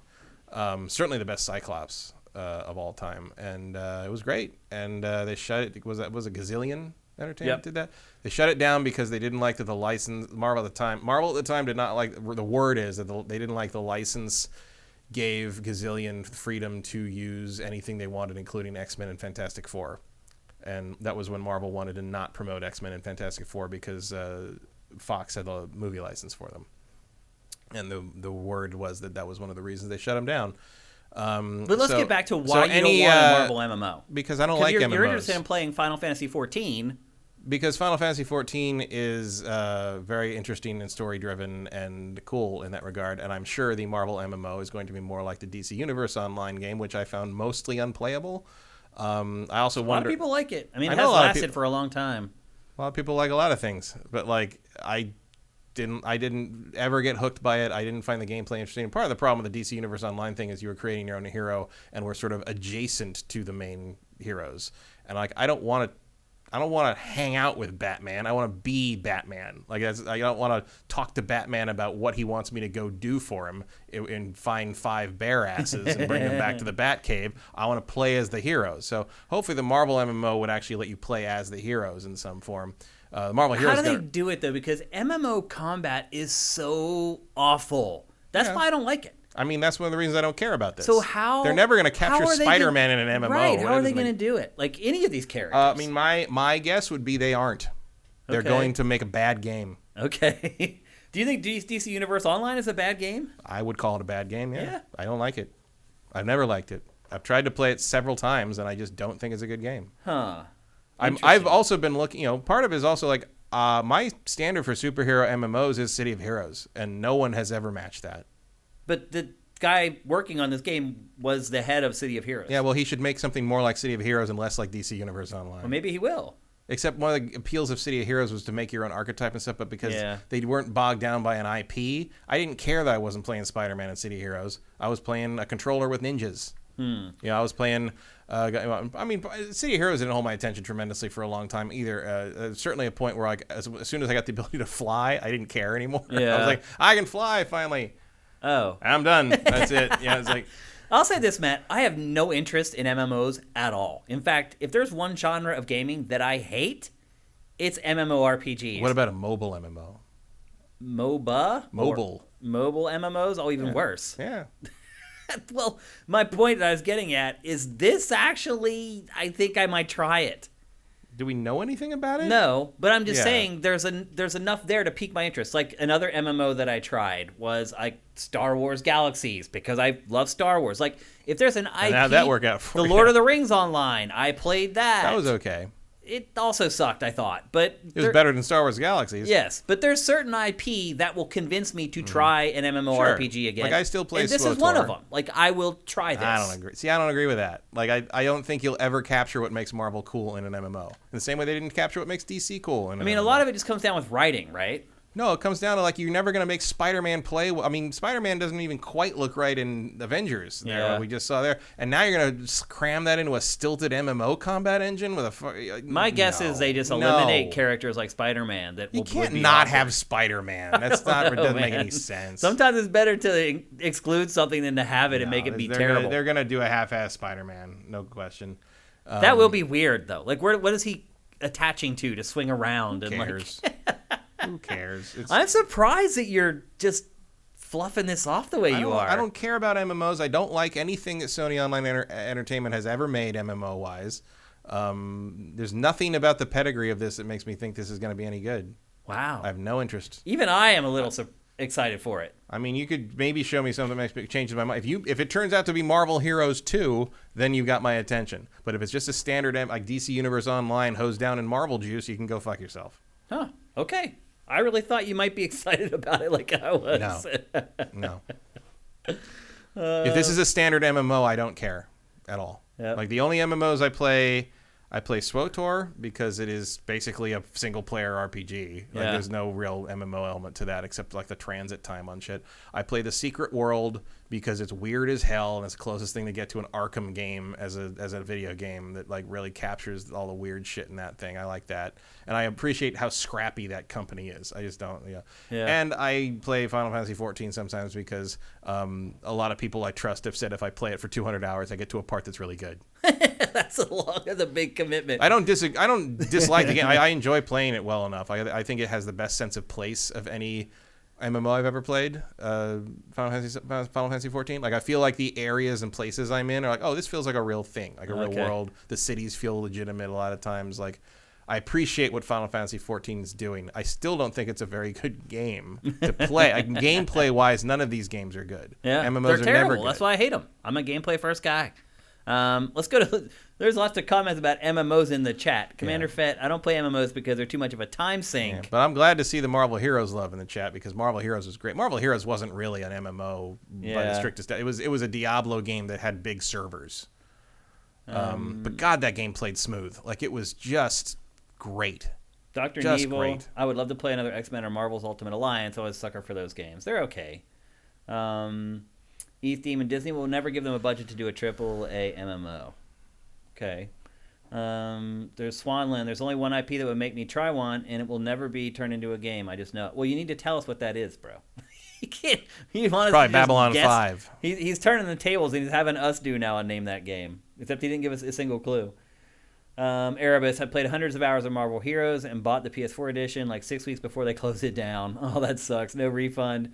I don't trust Marvel to run a long-lasting game like that. Fair enough. I get that. Malazan. Okay. Sneaky, I don't know what an MMO is. And you're not missing anything. Let's be honest. It's World of Warcraft. OCD Master, isn't Destiny kind of like an MMO with good combat? Kind of like. Sorta. I think you nailed it there. It's kind of like, but not really. Yeah.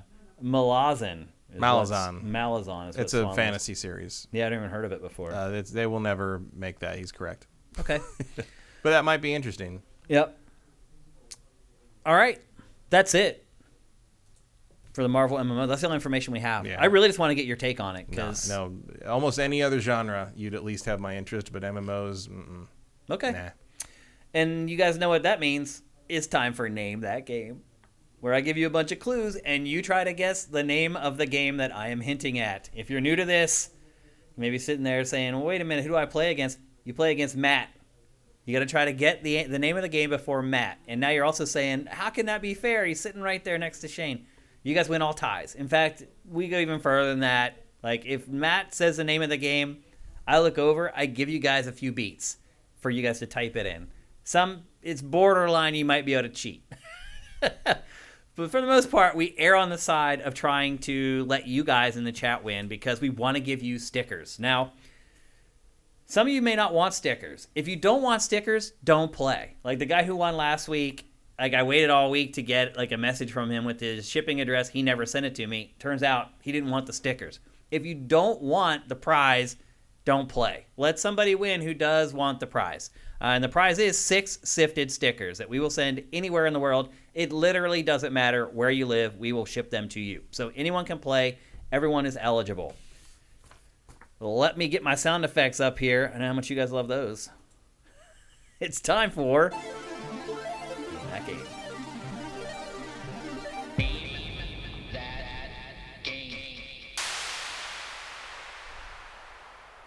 Okay, so again, if you're new to this, the way it works is the first few clues are pretty ambiguous and opaque. Like, I don't want you guys to get them on the first few clues. As we go, they get more and more obvious, hopefully ensuring that somebody will guess the name of the game before it's all said and done. The object here is not to make it so difficult that nobody wins. I want you guys to win. I want to send you stickers. It's the holidays. I'll feel good about it. All right. Are you ready, Matt? Mm-hmm. Y'all ready in chat? Here comes the first clue. The FBI isn't qualified to solve this mystery. The FBI isn't qualified to solve this mystery.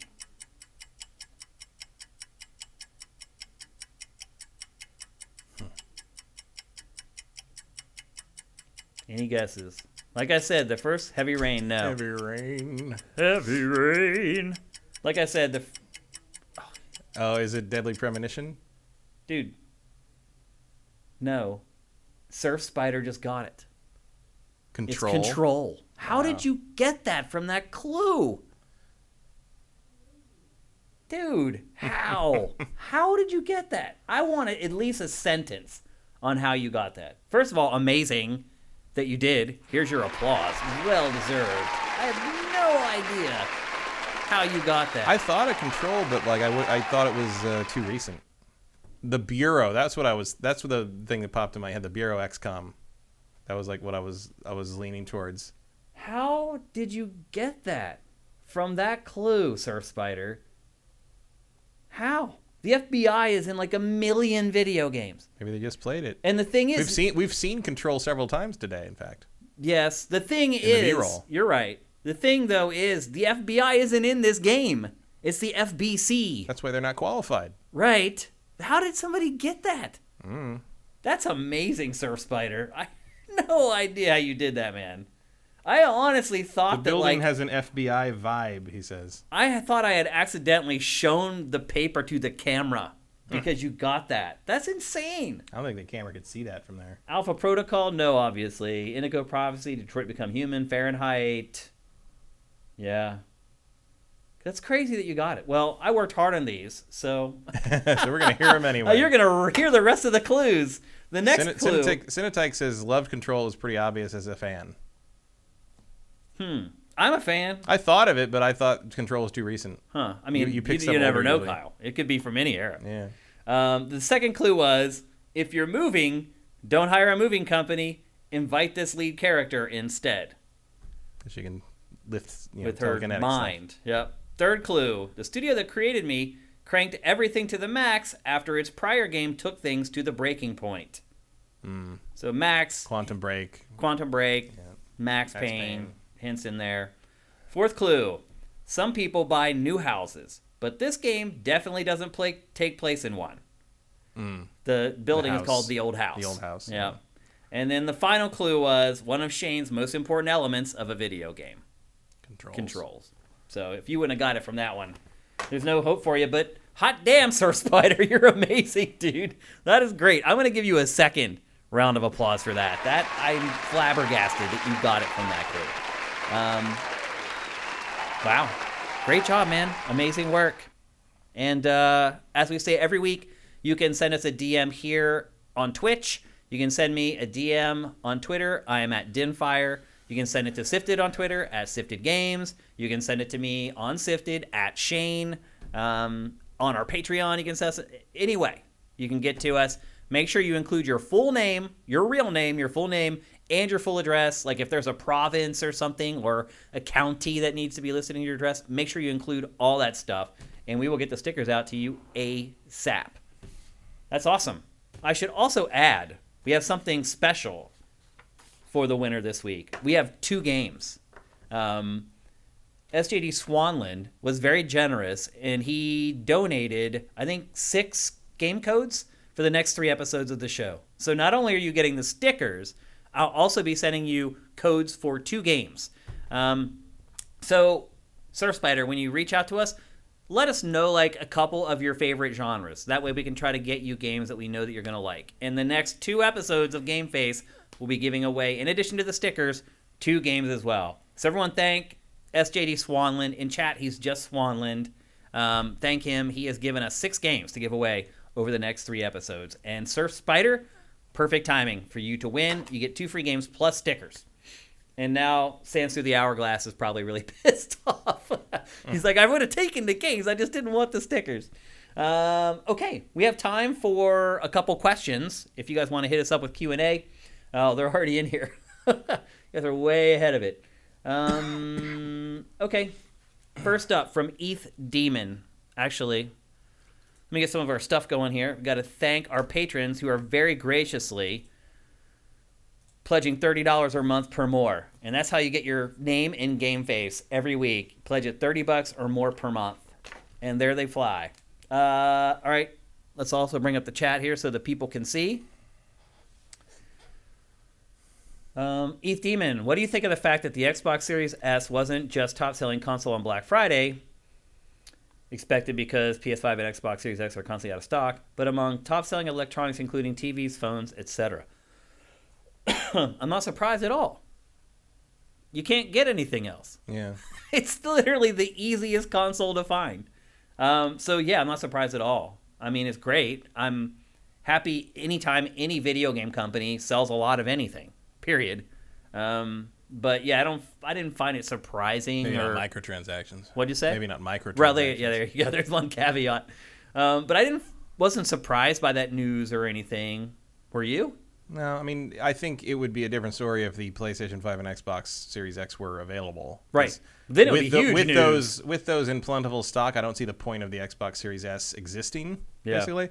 But if the only thing you can get, it's the only thing you can get. It's still a step up from the Xbox One, I guess. Yep. Or if you don't have an Xbox at all, that's what you got to choose from. So. Oh, Vincent is asking, why haven't we covered the full version of Battlefield 2042? Well, we covered the beta, and as it turns out, the final game is pretty much like the beta. Pretty much the beta, yeah. It really is just the beta. The other part of it, too, is that I didn't get review code for it from EA. I get review code from EA for everything, and I get it early. And I did not get Battlefield 2042. I sent an email asking where it was, and I never got a reply. So... Dun, dun, dun. Yeah. You can take that for however you want. Kind of a review in itself. Right pretty much, yeah. And do you really need us to bag on it too? Because everybody knows it's a piece of junk right now. So there's really not much controversy around Battlefield 2042. As I like to say, it's settled law that it launched as a piece of trash, and it still is. They haven't fixed it yet. Will we get to it before the end of the year? Yeah. Maybe, probably not. If they get you a code, I mean, yeah, they haven't gotten you a code, and I will not spend money on it. So it would hurt to spend money on that, but that's part of my job. Is that sometimes I do have to spend money on stuff I don't want to. That's just the way it is. All right, Justin Hornman, how successful do you think Halo Infinite will be? It's got good impressions for the multiplayer and seems to be landing in a time where both the current Call of Duty and Battlefield games are getting review scores probably lower than they'd like. I don't know. Well, I think the problem, Matt, is that it's hard to... Game Pass is going to make it a hard How do you define success anymore? Yeah, you're just going to have to kind of trust if Microsoft seems happy about it. I mean, the only thing I would say is that, like, it's successful if everybody likes the campaign. Yeah. And if you're asking me, like, do I think the campaign is going to be good? I have no idea. Yeah, it's a big question. It's a big X factor. It's the last big question for gaming of the year, basically. Yep. And I can't wait. I've been pestering Microsoft about review code for that over the last few days as well. I think they were all on vacation, though. But they're going to get some messages from me because Shane wasn't on vacation. He was here. But anyway, I'm really excited for it. I don't know about you. Like, I just had to write a blurb for Dossier about it. And I realized, and that will be going up tonight or first thing tomorrow morning, but I realized while writing the blurb that I am really excited for it. Like, I'm really, really excited for the campaign in Halo Infinite. And I could be completely let down. It could be terrible. It could be mediocre, like the last couple campaigns have been. Some would argue mediocre is being generous. I would. But I don't care. I have a built-in interest in Halo and Master Chief and Cortana and Warthogs and all of it. And so I'm excited for it. We'll see. But right now, there's no way for us to say how successful it'll be, I don't think. One Supermaster Gamer. Are you guys going to see Spider-Man in the theater? I know you will. Yeah, I already got the tickets. You already got the tickets. Will I? I got 9 tickets. Did you? We're all going. Damn. Maybe. That's how you stay COVID safe, is you bring everybody and take up a whole row. That's true. You can't have a stranger sitting next to you in that case. I might. I think I'll probably wait and see how the first day. Or actually, I'll wait till Matt tells me if it's good or not. Yeah. If Matt tells me it's good, I will say it was shot in IMAX, so it's probably worth seeing in IMAX. Is it? Yeah, they shot it in IMAX framing, so okay. It'll be worth seeing that way. Okay. I can't. I mean, the last 2 have been good. I don't see why this would not be good. Yeah, should be. Ashes in the Hourglass. I'm trying very hard not to look at trailers because Jesus, Sony doesn't want you to have any surprises left. Yeah, you've mentioned that before. I've only like they're watched tweeting the first one. like people are in. They're just like not even hiding certain actors that are in it that are coming back as villains. I'm just like, really, guys, you're just not going to let us have anything like. Well, maybe it's so chock full of awesomeness that stuff won't matter in the end. It's just how Sony does things. Sony's movie marketing is just like, here's everything in this movie. Now pay us to see it in the right order. I guess. Trying to look on the bright side of life, Kyle. There is no bright side of life when it comes to Sony Pictures marketing. Ruining movie plots since 1997. What is your favorite game, and do you think anything will dethrone it? I'm personally still waiting for something knock Metroid Prime from being my favorite. I don't have a favorite. People ask me this all the time, and I really don't. My favorite game is Shadow of the Colossus, and I don't really see anything beating it anytime soon. Yeah. Maybe another Ueda game, but I don't know what he's doing these days. Swanland says, Halo Infinite made me want to get an Xbox over a PS5 first, and ever since the last few weeks, it was the other way around. I'm not sure what you mean by that. It means now you wish you had now he wants a PS5? 5? Why? What happened over the last few weeks that would change that? Because the Halo multiplayer is awesome. I don't see where that would change your mind. I don't know. I think that might be it. Oh, Zet Saber Juno, would you consider Shane versus Elden Ring if you can get coaching from us? I'll consider it. It's not going to help. It would probably be entertaining, but it's not going to help. I mean, I would consider it. Would I enjoy it and do it after one episode? Who knows? There's no way to know. But I'll consider it. And that's probably the best thing you could hope for. If you really want me to do it, is that I'll at least consider it right now. He says he wanted to get a PS5 first, and now it's different because of Halo. Oh, gotcha. Okay. I can see that.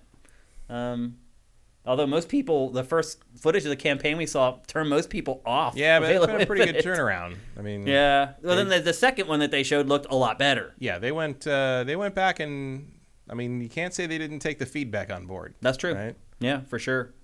Okay. I think that's it for GameFace episode 281. Thanks for riding along with us. I know there were no huge games in today's episode, and usually you guys expect us to deliver our takes on the biggest games. That should be back next week.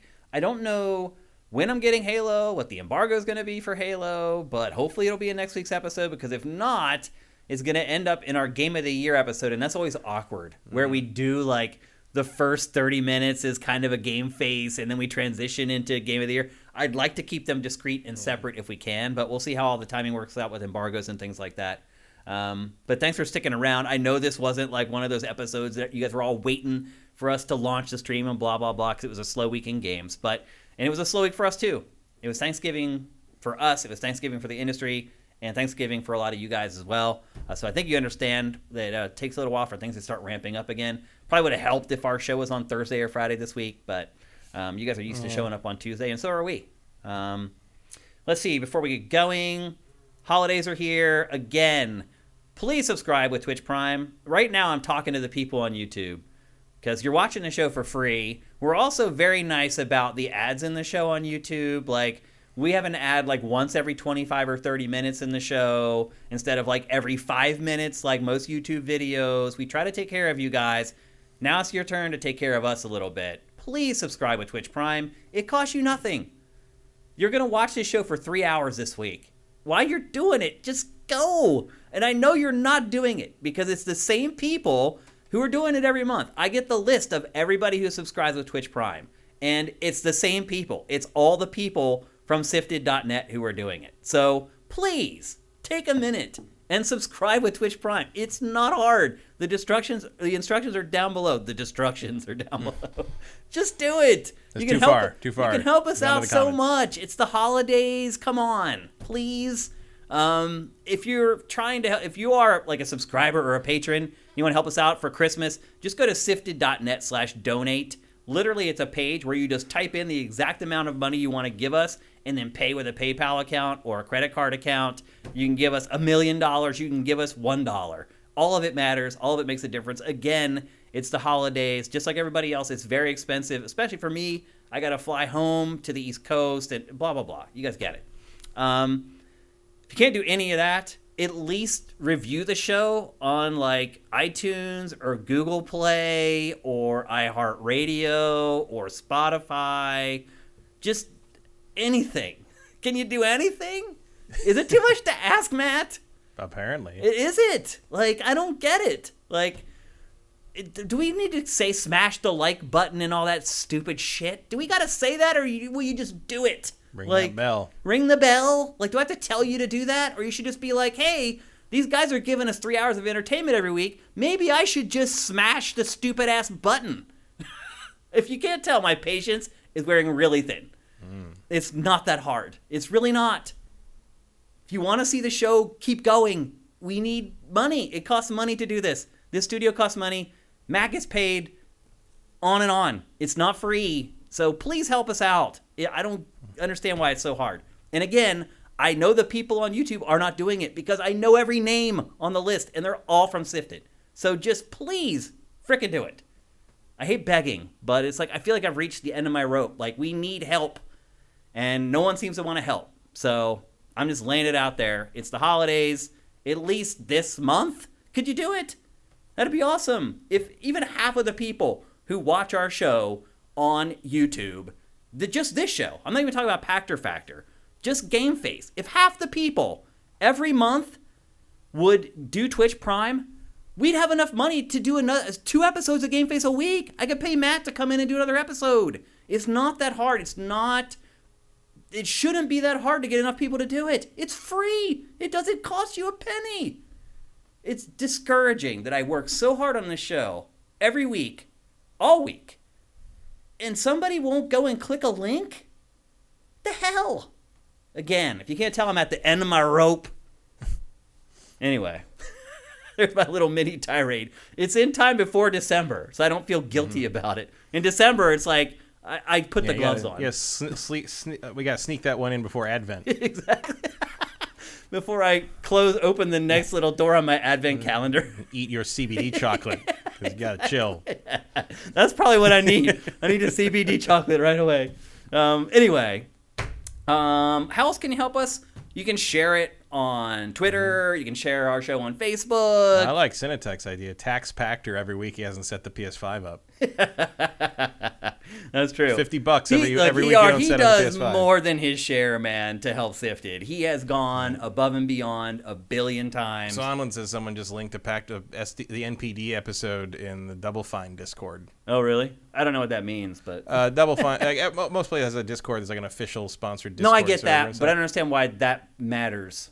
It means eyes will be on it. Oh, someone's sharing the episode. Great, thank you. If it was you, that's awesome. Yeah, someone, the Double Fine will see that episode now, probably. Yep. Okay. I think that's it. If you want to find me on Twitter, and you should, I'm at Dinfire. If you want to find Matt on Twitter, you definitely should. He's at mkyle. As I've said like 4 times throughout the episode now, you got to follow Sifted on Twitter if you want to know what's going on, especially if you're on YouTube and you're just watching the show for free, you're watching Pactor Factor for free. You want to know when you can ask Pactor Factor questions. In fact, I wish you guys would all do this so you wouldn't keep asking questions in the comments for the episodes. It's really crazy. But if you follow Sifted on Twitter, you will know when we're asking for questions, and you can just reply to the tweet instead of putting them in just random episodes of Pactor Factor throughout the month or whatever. But follow Sifted at Sifted Games on Twitter. And if you really just want to help us, the best thing you can do is pledge to our Patreon at patreon.com/Sifted. That's Sifted, Siftd, without the E. And you can pledge as much or as little as you want. And we have a bunch of awesome tiers there and a bunch of rewards. Just now getting the new shirts made for the t-shirt tier. Getting new stickers made right now for the sticker shock tier. All that stuff should be going out soon. So right now is a great time to bump up your pledge to a higher level to get those rewards. And I think that's it. I have surgery on Friday. So right now I would say I'm 85% sure we'll have a show on Tuesday. Maybe a little higher. It really is just a scope, and I do not think I'm being put under. So I think I'll be all right. But again, follow us on Twitter at Sifted Games, and that way you'll know if the show's actually happening on Tuesday or not. Pactor should give you the PS5 back so you can use it as a footrest. That's true. That's funny. Thanks to everybody who was on the chat today. You are truly our biggest fans, and we love you guys so much. You, even with this episode that didn't have a ton of big games in it, you guys were right there until the end, asking great questions and being encouraging. We appreciate you guys very, very much. We appreciate everyone who gives us anything on our Patreon. We appreciate all our sifters at sifted.net. What'd you say? There's a subscription from a name I've never seen. Dyson Path. Thank you very much for Twitch Prime, man. That's awesome. We appreciate it. I think I saw somebody else sneak one in here. Yep, Emperor Dread. Thank you for Twitch Prime. You guys are all awesome. All you guys on here are amazing, by the way. You guys are all the shit. Let's just be honest. You're here every Tuesday, riding along with us, making the show better, which I think is really important. Our chat is really good, really mature. You never see people flaming each other. It's awesome. You guys are just a great group of people. So, on behalf of Matt Kyle, I'm Shane Satterfield. I think I'll see you next Tuesday. GameFace is up and out.